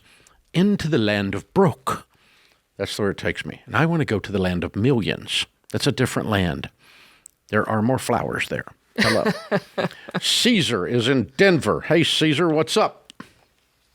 Hey, Ramsey, how are you guys? Better than we deserve. How can we help? Hey, so I'm 21, and I have a pretty good paying job, but I feel like I've hit my pay ceiling. At 21? At my age and my... You already maxed in my out? Industry. In your industry or just at this one job? What is your industry that you maxed out at 21? Diesel mechanic. What are you making? I'm making $42 an hour. You ain't maxed out. There's diesel mechanics making $120 out there, bro. Working for themselves or other people? Yeah. Yeah. Yeah, and I don't know whether it's time to go on my own. I've done out on my own, and no, I don't necessarily think it's time to go out on your own, but I think the particular line of diesels that you're working on and the particular industry that you're working on is not paying as much as some of the others are paying. Do it. I mean, Mike Rowe and I were having this discussion the other day. Diesel mechanics are doing much better than a lot of lawyers. Yeah, and I feel like at 21, I'm making decent money with. You're doing great for 21 years old. $42 is no slouch, but you're not. You can make six figures in your world, dude. Now you might have to be running a mobile truck. You might have to be out there on the road a little bit. You might have to. Go get some certifications on some engines that you don't know yet. I don't know what you're working on, but what the guys making 120 are working on. But I was just talking to Mike about this the other day, and he was saying that this is one of the, and there's a shortage in your world too, by the way. There's not enough guys and gals that know how to do it. Just a quick search tells me the highest paid diesel mechanics often work in specialized fleet maintenance, field service roles, overtime, power generation, but if you do those things, you can make upwards of 120 plus. Yeah, and that was Google in 30 seconds. Yeah. Right, or Chat GPT or whatever you did. It really breaks it down. A detailed piece of research she just did. But that confirms what Mike was talking about. So you might be maxed out. So what I would tell you to do is move in one of those other more specialized situations, power plant situations, something like that. Get your income up, get some more experience, and then talk about opening up your own thing somehow and running your own thing. People that own their own businesses generally, if they do a good job running the business, make more than the people that work for them. Yep. Doing the diesel mechanics. Absolutely. Stuff. So there you go.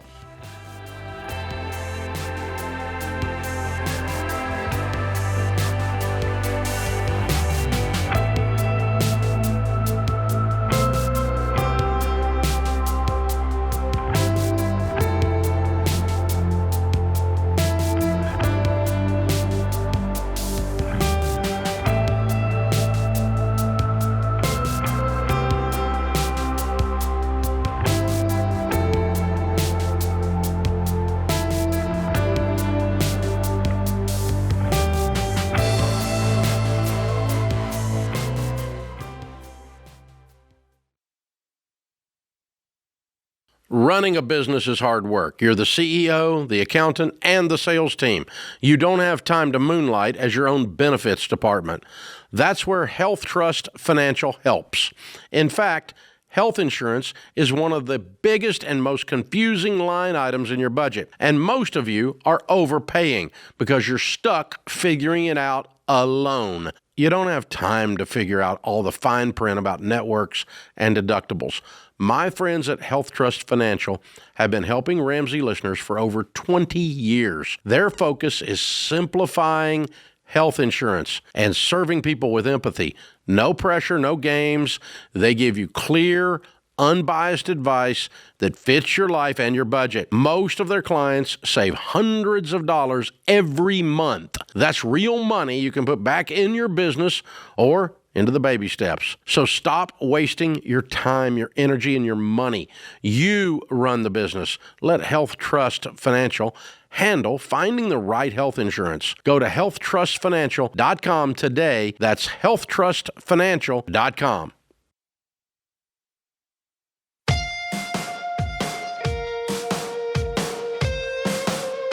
The right insurance acts as a shield around your loved ones and your wallet if disaster strikes. It's defense. Offense is investing. Our free insurance coverage checkup helps you figure out if you've got the right coverage or if you got some of the stuff that's just rip-off. And it gives you a personalized action plan with clear next steps. Where are you overpaying? Here's something to shop. RamseySolutions.com/checkup. It's free. Take the coverage checkup. RamseySolutions.com/checkup. Susan's in Milwaukee. Hi, Susan. How are you? I'm good. How are you? Better than I deserve. What's up? Yeah, so my question is about how to handle conversations about differing financial values with family members. Like who? Like close family members. Mom and dad? Siblings. Tell us the situation that's where something's coming up and you feel like you need to have a discussion. Yeah, so it's kind of come up a couple different times. So previously it's been about like vacation budgets. and we kind of set our budget, and you can tell that it's maybe a little lower. Recently, it was about a last-minute travel plan situation, and they didn't feel like they could commit to a date. And I made the mistake of saying, like, well, we can't afford to do, like, a last-minute plane ticket because those can be obviously more expensive. Sure. And their response was, oh, well, we talked about it, and we'll just pay the extra. For and you. For us, yes, for me. And it's not, I spoke wrong. It was not that we couldn't afford to. It's that we choose not to, like, you don't want to just turn around and say that. You know, the difference is, listen, I got to tell you, Dave and Sharon love traveling. We do not get joy out of traveling without a plan. Or overpaying when you don't have to. And so everything is planned out to the nth degree. Even our impulses are planned. And so that's what we get joy from. Other people get joy about just landing somewhere, getting a rental car, and figuring it out. And that is fun for them. I don't travel with those people. Bingo. They would drive me bonkers. And there are some of those people I love dearly, but we don't travel alike. And I'm not staying in that place. I'm not sleeping in the back seat because you couldn't get a reservation. I'm not standing outside in the sun for an hour and a half because you can't get in a freaking restaurant. I've had the reservation for 4 months before I got there. And so that's the difference. And it's okay. If you want to live free and all that, then do it, you know. But Dave has a plan. You're not wrong. And so it's either one's okay, and I just tell people that. So, and we have relatives and friends that are in both camps, that are everything's planned out to the nth degree. I mean, are they usually like that? Have you found in the past that, hey, we just are yin and yang when it comes to the way we travel? Yeah. I mean, they're definitely more last minute. They're also just willing to, like, oh, it's not a big deal financially. Yeah. I think Dave's right. These are not your travel companions. I think it's as simple as that. And it's no shade. Yeah, It's I'm going with you. I'm not going with you. If it's a family thing, the way we're going to go is if you plan it. Otherwise, the family ain't going to be there. Yeah. I think that's fair. I think that's totally fair because one of the ways costs us more money. And we don't want to pay more money. The way we function. So you don't have to convert them to your way of thinking, nor do you have to defend your way of thinking. All you have to do is just say, no, we don't go that way. If we would love to do stuff with you, but here's the terms. We plan it out, and we stay within our budget. That way it's fun for us. It's not fun for us otherwise. And this is your sibling or his? It's mine. Okay, well, just look at your sister or brother and tell them that. No. Yeah. And no, you can't pay for it and make it all better because it's still not fun. Yeah. And I don't like the way that feels either. No, I don't want that ick on me. So thank you. And that's kind of how it felt is like we're doing well, and it feels like we're now the poor family relation because we're not just willing to throw. Yeah, well, you don't care what they think, do you? That feeling is on you. Yeah. That's not on them. You got to just decide that I'm not the poor family relation. I'm the family relation that plans. And they can think whatever they want. Yeah, because I know I'm not the poor family relation for sure. And I'm the one that plans. I mean, it's not, I just can't stand it. It drives me nuts. So it's okay. If y'all don't want to go, it's okay. But this is how we go. If you're going to roll with this, is how we roll. So, and we roll with the budget. We stick to our budget. That's fun for us. We stick to our plan. That's fun for us. And, you know, if we want to do something a little different, we'll decide on the fly. But 99% of our stuff is detailed freaking out. Yeah. And it's not okay if the details don't execute either, by the way. Yeah, and if you like, here's the thing. If you truly like them enough to travel with them, then you should be able to have this conversation and it be all good when it's all said and done. Yeah. So, here's another plan, okay? Like, there's a different kind of situation than yours, but we take our kids and grandkids all for a week after Christmas somewhere warm. And Sharon and I pay for everything, and we have since they got married. That's our gift to them, and that is planned out way in advance. Mm-hmm. They can speak into it a little, but it's your plan. Generally speaking, we're going to our place, and this is what we're doing. And I don't mind hearing from Rachel what she thinks she wants to do, but and that's cool, but we're paying for it, and there's no shade on that. That's our gift. And but those are the terms. There's a plan. And, we all agreed we're going, too, by the way. Yeah. You don't come up and go, I don't think I'm going to go this year. No, you already told me you're going, and it's already booked. Yeah, it's paid for. So, yeah, you're going. And that's, we don't tell people what to do. We just tell them what to do, It's like, but, yeah, I think what's happening here is there's more than a travel or budget discussion. It's the shade that's being thrown. Yeah, and it's making her feel a type of way. It's making her feel like she has to defend herself. And Yeah. Yeah. I just take all that off the table and go, this is who we is. Do you want to play with us? This is how the rules of our sandbox. I like your usage of shade, Dave. You're doing good. I'm picking that up from you. You're I got doing the good. cool kids around me, and the cool kids are teaching me these things. So I heard you use it earlier, and I thought I'd just bring it back up and you did good. act like I knew what it meant. You did good. That was Context was correct. Boomer usage. There we go. Good job. Oh, man. Eva Lou is in Michigan, and I pray God I got that right. Eva Lou, am I close even? You're close. Okay. How's it pronounced? Eva Lou. Oh, it is Okay, Eva Lou. yeah. Not a close. I got it. I nailed it. All right, Eva Lou, what's up? I want to know if service contracts for car repair through my dealership is a good or bad investment for my car. Really bad. Horrible. So I should just plan on spending the money for the repairs for Yep. the next few years. Yep. You want to hear the numbers? Sure. 12% of what you pay covers the repairs. 50% covers the marketing and the commissions paid to the salesman that sold it to you, and the rest is profit. 12%. So if you paid $10,000, $1,200 worth of repairs is what it covers on average. These things are unbelievably profitable, and the guys love to sell them because they make almost as much selling that stupid extended warranty as they do the entire car. Okay, they're telling me a 7-year bumper to bumper will cost me $2,759. Yeah, well, there's already a warranty on there that's bumper to bumper. They're extending it to 7. No, the warranty is expired. Okay. And how expensive a car is this? I purchased it in March of 2025. Mm-hmm. It's a 2023 Buick Encore. Yeah. And I paid $22,000 cash for it. Okay. The vast amount of that $2,000 is not going to come out in repairs on average.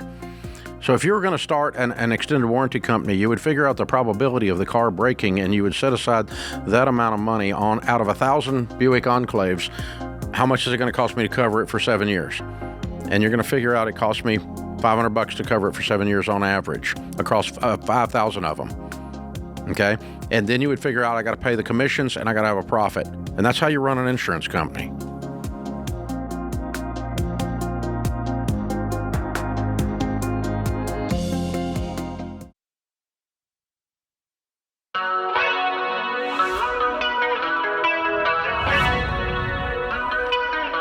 Welcome back to the Ramsey Show in the Fairwinds Credit Union studio. I'm Dave Ramsey. Christina is in New York City. Hi, Christina. How are you?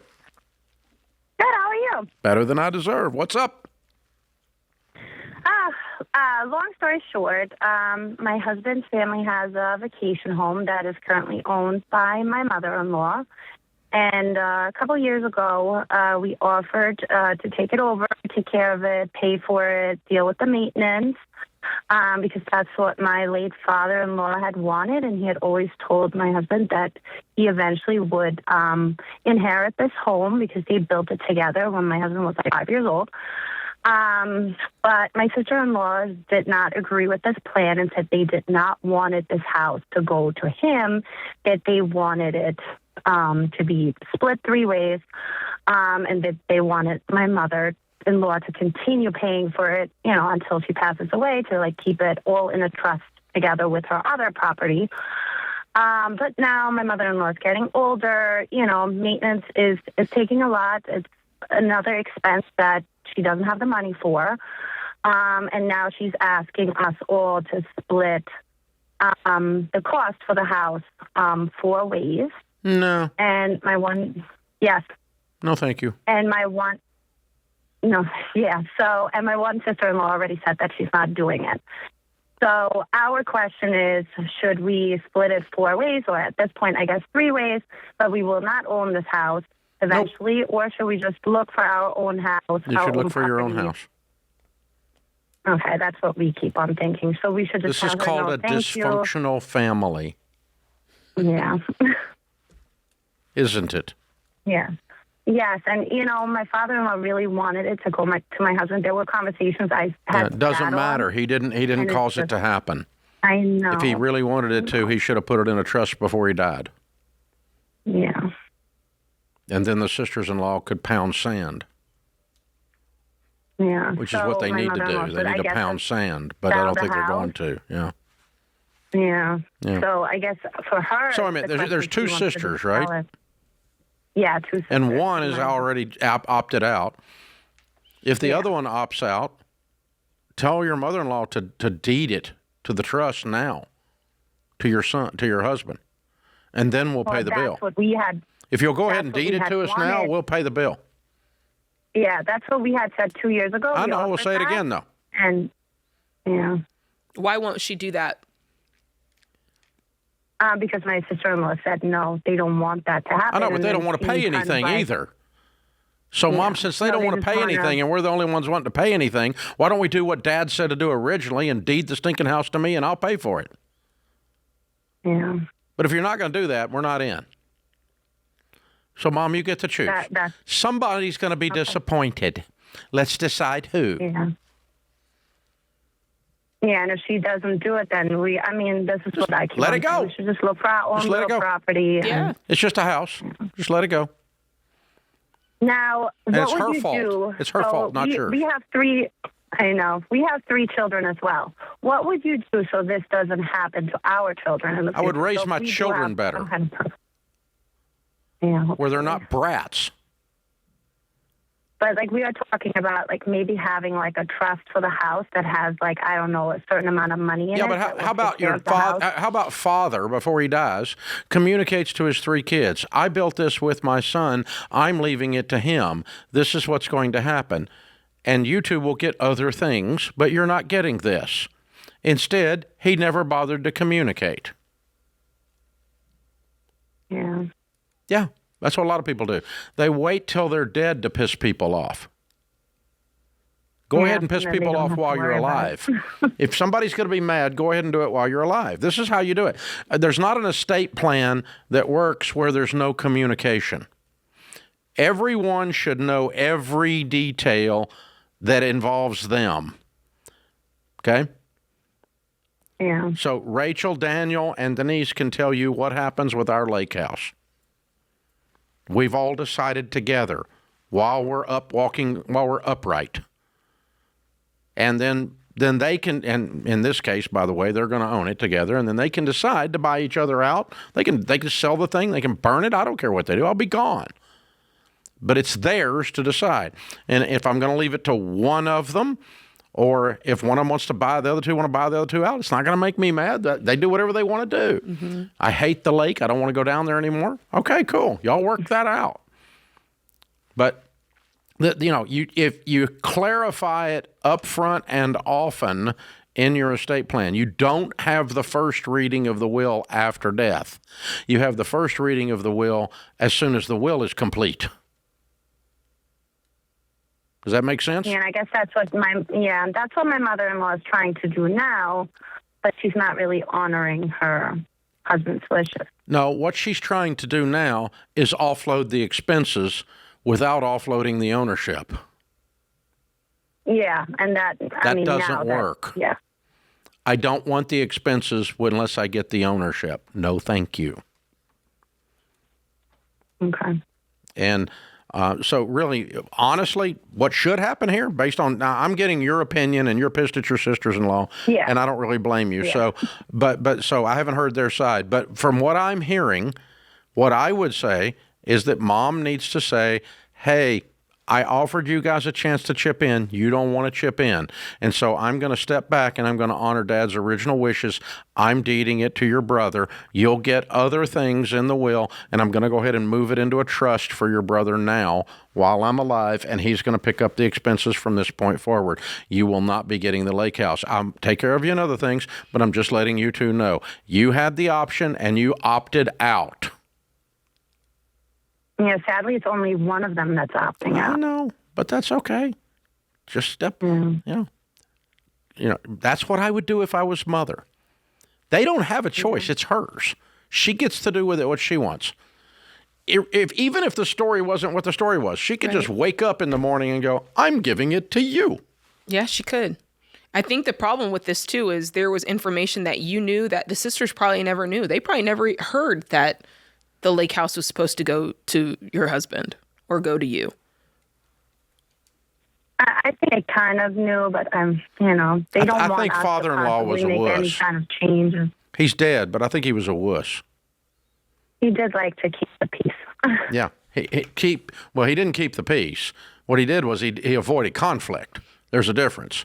You keep the peace with clarity. Mm-hmm. Avoiding conflict is just cowardice. Yeah, and whatever conversations need to be between the husband, not you, because you're the in-law. Yeah, I would not. You don't need to be talking to mom. You don't need to be talking to sisters at all, because it's not going to go well. No, Jade is exactly right. Good advice. Good advice, Jade.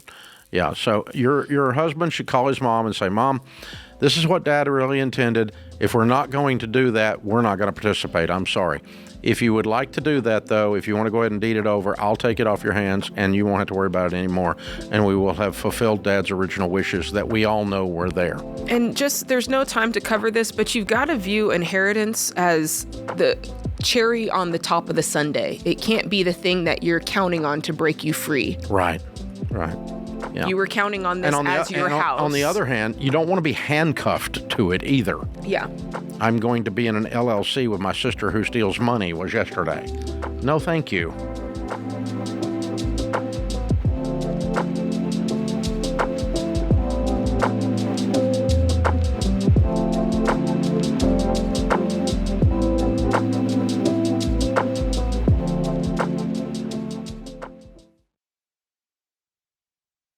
Hey guys, George Camel here. Do you ever feel like insurance companies only care about your money and not what you actually need? Well, there's a better way. When you go to Ramsey's Insurance Resource Hub, you'll start feeling confident that you're getting the right coverage that's truly best for you. You'll find helpful info on everything from life insurance, health insurance, identity theft protection, and more. And when you're ready to get the coverage you need, you can connect with a Ramsey trusted insurance pro who will only get you what you need at the best price. Go to RamseySolutions.com/insurance, RamseySolutions.com/insurance.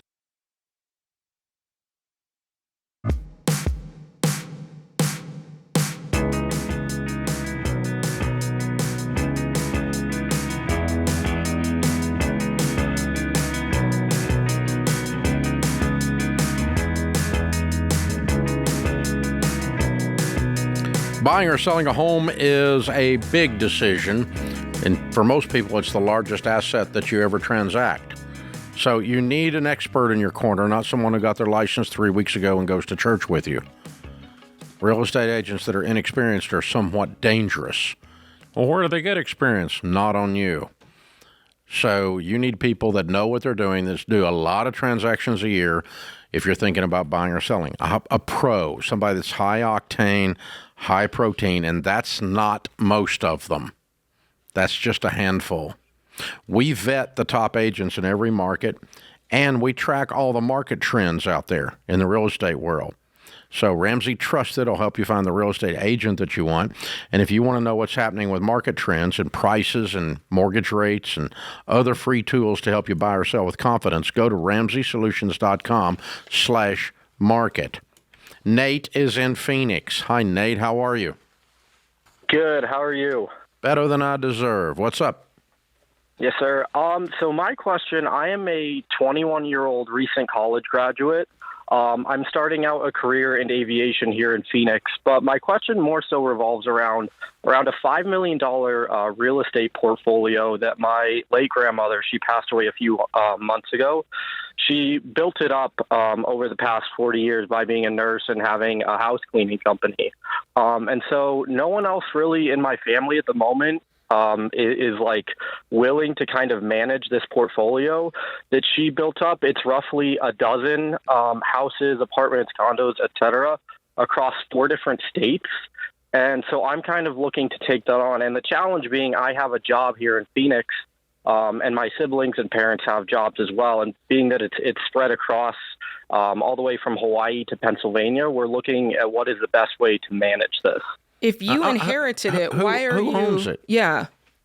Oh, so it's in my mom's name, but my parents are nearing retirement age. They don't want to take on any big ventures, or basically have a huge hassle of managing this. So I have basically stepped up and told them I want to take advantage of this opportunity. And why is it an opportunity? How will you get? What's your benefit? Well, my benefit is I've read a lot and seen a lot online how real estate can, be beneficial in terms of building income. What's your financial benefit to it? You want to be a property manager because you read real estate online? No, I wouldn't say. Yeah, I don't want to be I want to basically figure out how I can turn these roughly dozen properties and build it into something that's beneficial for our entire family. So you're thinking, I want to make this very clear. Are you thinking, hey, if I help this build from 5 million and maybe I, double it or whatever, then when I inherit it, it's going to be even more. Is that what you're thinking? Or are you thinking you can just earn some sort of salary off managing this? Or is it both? So it's more so not that I really want a salary. It's really I almost want to turn it into a family business, if that makes more sense. You keep saying family business, and yet you don't own anything. Yeah, because, my parents, like I said, my parents own it, but they have kind of, I have talked with them, and we've kind of come to agreement where they want me to basically take the lead on it because they're nearing retirement. But are they no paying kidding. you? How are you getting paid for this? That's dumb. So they want to hire their 21-year-old who had other life goals to now be a property manager, is what you're saying, because you're getting nothing out of this. No, I don't want you to do this. Because you read an article on TikTok and got excited about real estate. No. If they don't even if you don't own it. If they don't enjoy property, they can always sell the properties and invest the money. Yeah, you don't own it. Nor are anywhere in this discussion have you ever owned it. You've never indicated anywhere in this entire time. We asked you 4 times, are you going to own it? No, I'm just going to run the family business. Well, then you're just a stinking employee. And I don't even think they've said that to you, that they're going to pay you money or a certain amount of money to run this. They haven't said that. Yeah. Well, I guess, following the logical line of progression here, I guess eventually me and my siblings are going to inherit it. And your siblings are going to benefit from all your work because you're not. Yeah. So you think I should? I think I think what's happening is you're operating, Nate, on a set of assumptions, and they are massive assumptions. Yeah. You're assuming that you're going to end up with this. You're going to end up with this, and that you're going to have a bigger percentage of this, and that there's going to be a family business. You've got a lot. Let's play this that out. You've made Let's up. play this out. You go in there and you work for a few dollars, enough to support you while you screw with this, and you run this from 5 million to 20 million, and 10 years from now your parents die, and your siblings now have 1/3 of 20 million that you built. You're going to be pissed. That is not a good plan. Mm-hmm.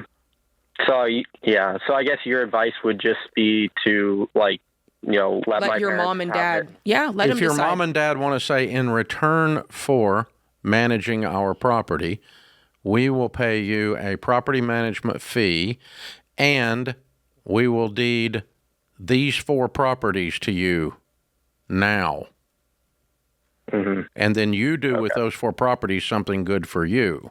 Meanwhile, you manage the others for your siblings' future, because your parents aren't going to do anything with them. Now, that would be one thing. Now, the second piece of this is, I heard a couple other things in there. I'm going to change horses on you now that I dropped that on you. But no, don't just go in there and assume that this is all going to work out because it's real estate. It's not. Now, then the other thing is, You said properties scattered from Hawaii to whatever, That's to Egypt. another problem. And that is a bad, and there's only 10 or 12 properties. It's not like you got this huge portfolio.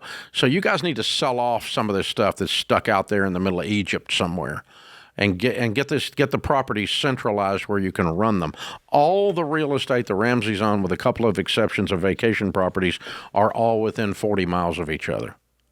And they're $600 million worth, not $5 million. All of my portfolio. It's all where I can touch it within a short drive.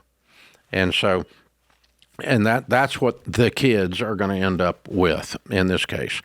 So,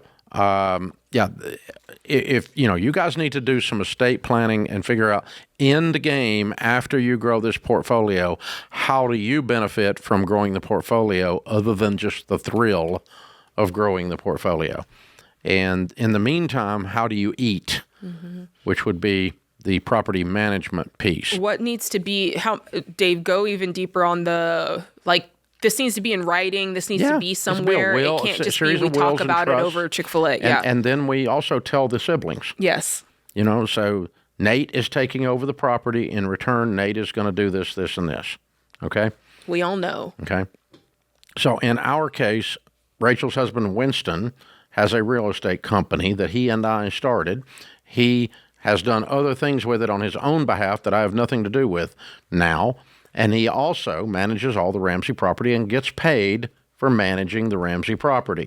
He does not own any of the Ramsey property. The 3 Ramsey Gen 2s will own the Ramsey property, one of which is his wife.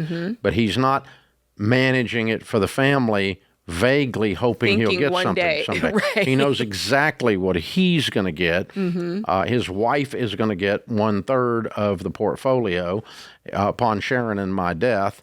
And in the meantime, he's being paid commissions and management fees to run a real estate company, which he thoroughly loves, and I like working with him. So it's all good. Perfect. But that's a very clear delineation of what's where. And by the way, he kind of came at it like Nate did. He wanted to learn the real estate business. I know it. He wanted to get involved in it. I was one of his. I was his initial mentor. So over the years, I was one of his mentors. He's had other people that he didn't just learn from me, but I kind of helped him get started, and I did. And so this guy needs a mentor. Yeah, he can't just jump into this. I'm in aviation. Yeah. No, I'm in the rental property business in Hawaii. And it's going to be different in each country and each state that he's in. Yeah, well, Hawaii's a different country.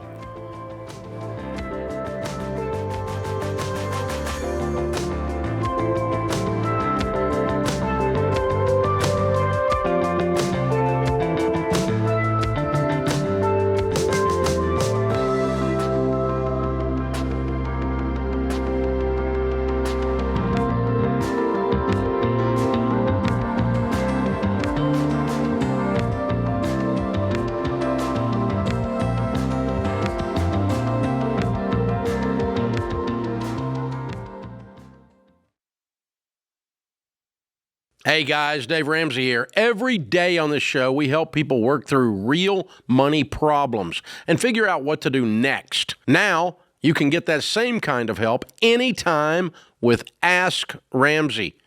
Ask your money question and get answers built on Ramsey principles we use on the show. Whether you're making a decision or just want something explained, Ask Ramsey is here to help.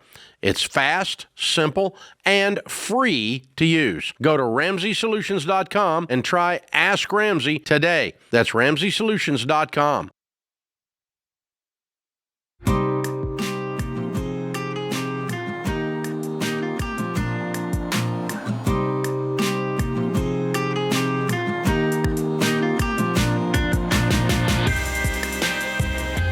Keegan is with us in Palm Beach, Florida. Hi, Keegan. How are you? Hey, Dave. I'm doing well. How are you? Better than I deserve. What's up? So I had a question I wanted to run by you. I'm 22 now, but back when I turned 18, I took out some credit cards and racked up, to me, a significant debt. And I finally now am just facing it. I'm 22, and I got a job. Full-time job, and I've been working on paying it off. Good. What do you make? I make $3,500 a month. Okay. Working 40 hours? Yes. What do you do? I work for a pain cream company, Nano Extreme Pain Cream. Okay. The marketing for it. Yeah. And how much credit card debt did you run up? I ran up about $40,000. Mm-hmm. Is that all the debt you got? $40,000, and then I have some student loan debt. Altogether, I had $70,000 of debt. Okay, so student loans are $30,000? Yes. No car debt? Well, I was watching your show, and I ended up selling my car about 2 weeks ago because I am able to ride into work with somebody. Good. Wow. Very good. What'd the car sell for? I sold it for $13,000, so I was able to put that towards the car. So I just paid that off, so I don't have a loan on that anymore. Big move there. Excellent. Way to go. All right. Okay, so the 70,000. Yep, and then I had some bicycles that I sold. I sold those for $10,000 to pay off some debt. I ended up paying off 2 credit cards that totaled up to $8,500 in debt. So look at you, man. Get it. So you're I'm with the down to 70 now. 43,000. Oh, 43,000. Down to 43. Yeah. But there's 70 total, including student loan debt. Yeah. Okay. So I have a friend who offered to pay off all my debt, and I pay him back. Ooh. I don't really know if I want to do that or not because I don't want to ruin. I know money can ruin a relationship, and I'm not sure if I want to go down that road. It's not really money that ruins it. It's the change in the relationship that can ruin it. So you're 22. What kind of a friend has $73,000? He comes from generational wealth. His dad's very wealthy, so he has lots of money just laying around. Wow. Okay. Yeah. So he offered to pay it for me, and I have to pay him back, of course, but I'm not sure if I want to do that. No, I would not do that. No. Okay. I think you're making wonderful progress because you've done a couple of things. One is you became very focused and clear on your debt attack, and 2 is you've been very impressively willing to sacrifice. I'm very impressive. And so yeah, I mean, it's not what I want to do at 22, but you're I don't seeing the want to results. live my whole life like this. Yeah, but what you don't want to do is live under the thumb of a credit card either. So you're wanting to get out. I'm going to fight my way out. No, I think it's a kind offer, and I appreciate it. The problem is that when you borrow money from someone, you change the relationship to that of master-servant. The borrower is slave to the lender. And even if so if you're a slave, by definition, you have a master. And even if your master is a very nice person or is an unconcerned person, they still become your master. And it changes the air in the room. They start thinking about how much this guy works. Mm-hmm. They start thinking about if you're going on vacation. They start thinking about if you went to happy hour. All of a sudden, they're thinking about it, even if they have plenty of money, quote unquote, laying around. Yeah, because this is your friend, so he has front row seats to how you're living your life every day. Yeah. So I mean, it's kind of sounds good on the surface, or it's actually a nice generous offer. Yeah, it sounds generous. But it's going more times than not. To your point, it ends in disaster, Keegan. So I will tell you this. If you can get some transportation of some kind, I'd love to see you pick up an extra job for 30 more hours and continue to accelerate the plan that you've already got. That's what I would do. But the secret sauce to this, Keegan, is not mathematics on the interest rate. You get a better interest rate with your friend. The secret sauce is not that at all. The secret sauce is Keegan. When Keegan changed, everything changed. And before Keegan changed, nothing changed. So once you decide you're going to ride this thing, you're riding it. I'm proud of you. Keep after it, dude. I want you to look in the mirror and go, you're the answer to the problem, not borrowing from a friend. That's right. And that might include working another 30 hours a week somewhere, which I really wouldn't mind you doing at all. Todd is in El Paso. Hey, Todd, what's up? Todd?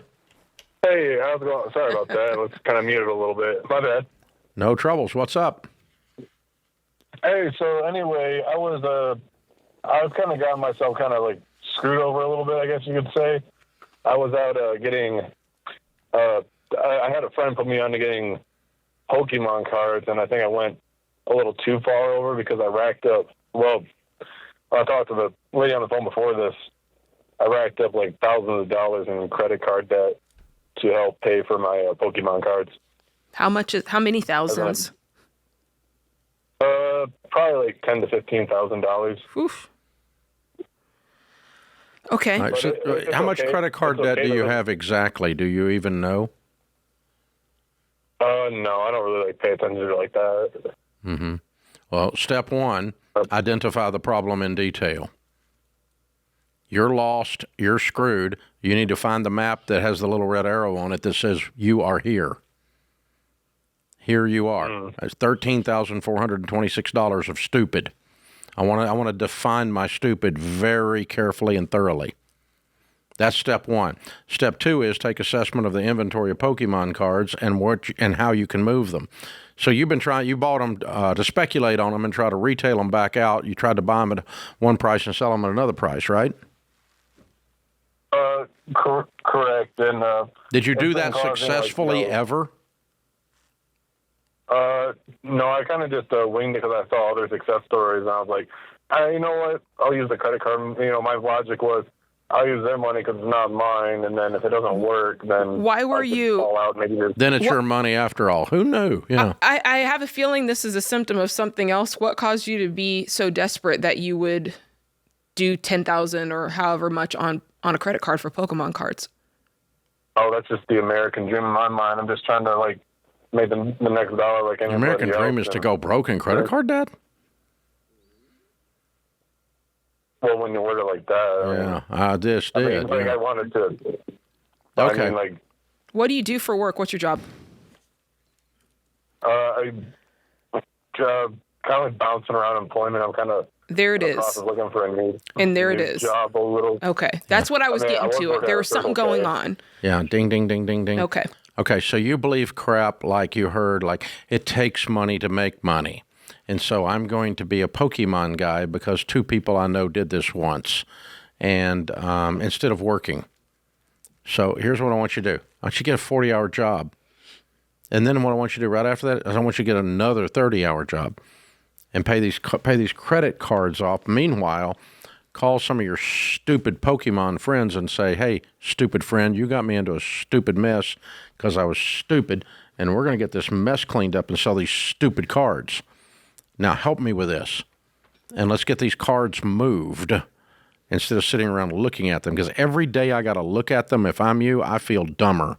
Yeah, the American... I've done dumb things, Todd. You did a dumb thing. So I know what dumb things look like, and dumb things, when you leave them sitting there in your house, they shame you. When you walk by, they go, you did a dumb thing. Yeah, they talk to you.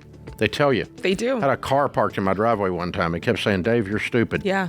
You're dumb, Dave. Yeah. You look what you did, Dave. And so I got rid of that stupid car. I felt stupid every time I drove it. Yeah.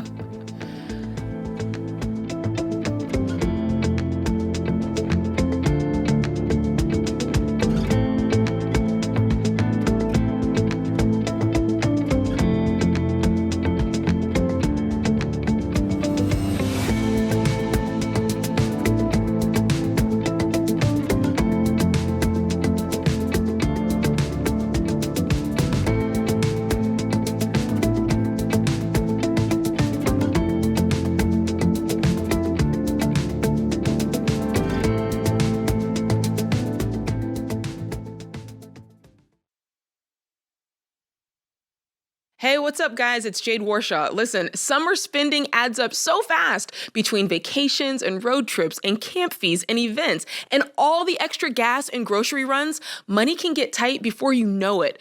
To really get your money under control and keep it that way, you're going to need a plan, and that's what you'll get with the Every Dollar Budget app. It helps you track your spending, free up cash to put toward debt and savings, and it's the simplest way to make a plan for your money before the month begins. So, no more wondering where your money's going. You're telling it where to go. Download Every Dollar in the App Store or Google Play and start for free today.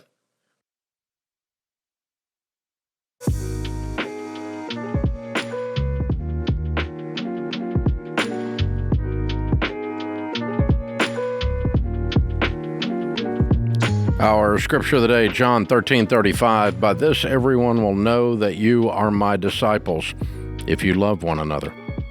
Thomas Sowell said, some of the biggest cases of mistaken identity are among intellectuals who have trouble remembering that they are not God. Oh, boy.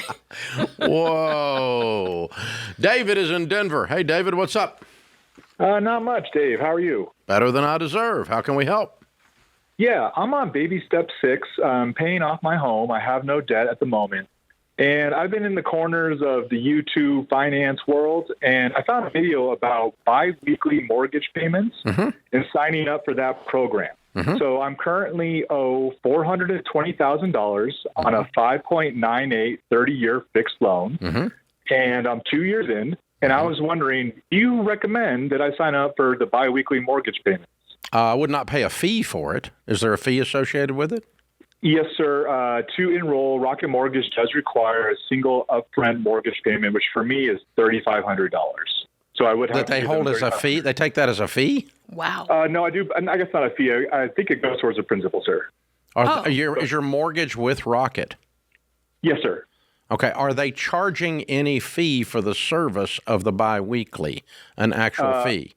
I don't believe so, sir. I believe they just asked me to make a one-time mortgage payment to enroll, and then I am enrolled from then on. Okay, that's possible. I'm not real trusting of Rocket. Because Rocket has a lot of shysters going on in there, so be careful. But let's walk through it. Here's why I'm asking that question, all right? So basically, a biweekly mortgage is half a payment, as you know, David, every 2 weeks. Yes, sir. There are 26 two-week periods in a year, so 26 halves is 13 wholes. Right. Which means that a biweekly mortgage effectively pays a single payment extra per year. Correct. So mathematically, you would be within $15 of this by simply just writing a check once a year for an extra payment. That's true. And so I kind of thought, like, what? There's no magic. A better move? Yeah, the biweekly is not magic. It's just a way to trick you into paying extra principal. I see.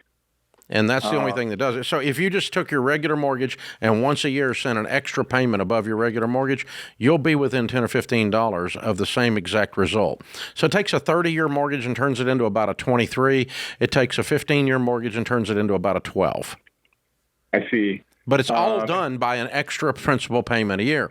And really, truthfully, you're on baby step 6, so you may be doing more or less of an extra principal payment a year. Are you paid every 2 weeks?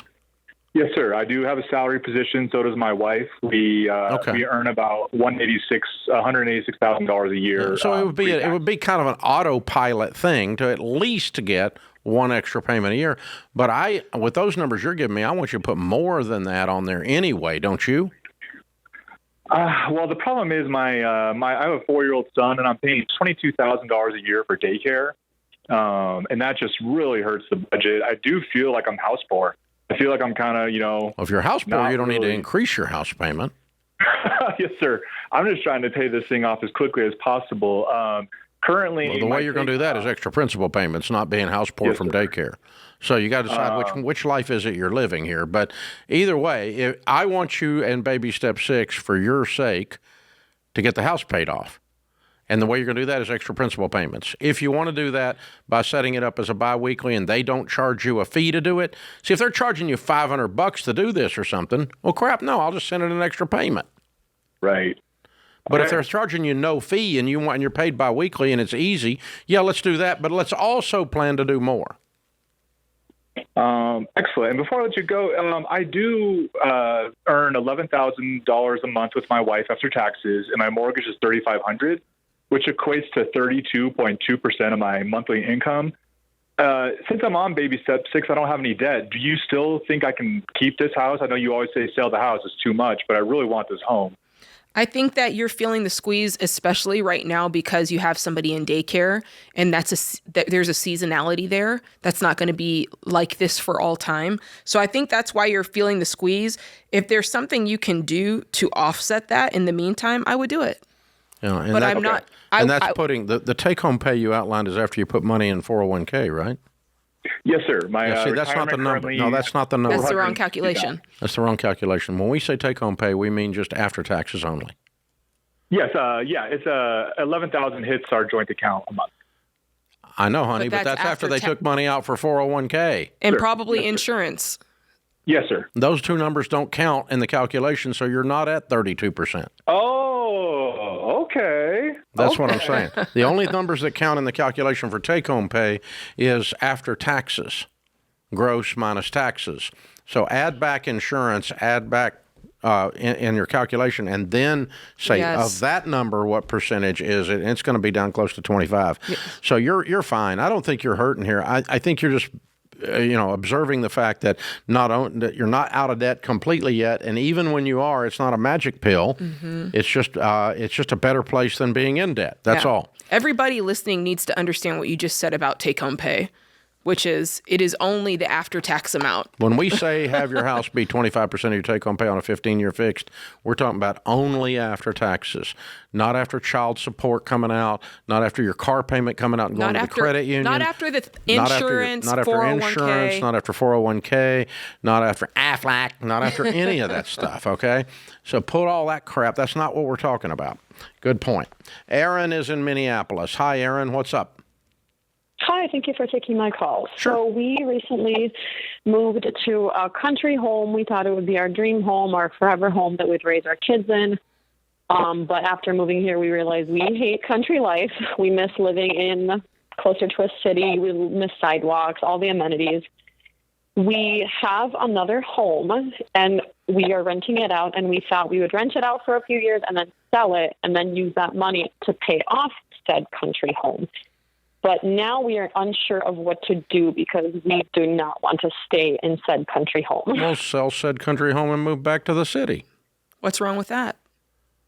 So our other home is 3 hours away. And sell it. Sell both of them and buy a house in the city. That's what you think we should do? Sure. If none of them are working for you. I don't want a rental house and a country home, and I want neither. Why don't we say, I don't want to own them anymore, so what am I going to do? I'm going to sell them. And then you could probably buy what you want, maybe in cash. I don't know. Get rid of both of them. Even if we just recently bought said country home? How recent? Okay, why are you arguing with me? You called me up and said you didn't like it. No, I'm not arguing. I know, but you're going, well, I just bought it. Well, I know, but I don't like it. I made a bad decision. Unmake the decision. Okay. You didn't get married. You bought real estate. Okay, thank you so much, Dave. Yeah, it's hard to get rid of the married thing if you do that one wrong. But the real estate one, you just put it up for sale. It's more simple than you think, I think. Yeah, well, it's just, I mean, you may lose a little money. Sure. Okay, we made a bad decision with something about our vision for life was askew. Yeah. And so we may pay some tax for that. Stupid tax. We may pay some stupid tax for that. That's okay. It's okay. I've done dumber things than that and thought I wanted something that I didn't. And but I tell you what is interesting to do, Aaron, in these situations, and anybody else. I've done it a lot to myself. When I find myself in a situation like that called a mistake, that's a mistake. Mm-hmm.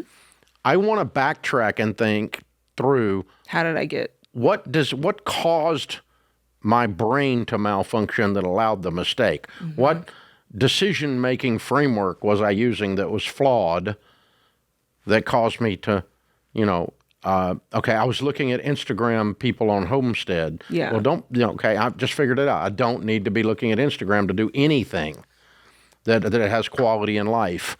Right. And so what was it that caused me to get askew of what reality was, and so that I don't do it again. Well, then it becomes research, not just something stupid you did. It was an experiment. It was an experiment. I found something that didn't work. That's right. Like a test tube when I blew up the lab, that kind of thing, yeah. That puts this hour of the Ramsey Show in the books. We'll be back with you before you know it. In the meantime, remember, there's ultimately only one way to financial peace, and that's to walk daily with the Prince of Peace, Christ Jesus.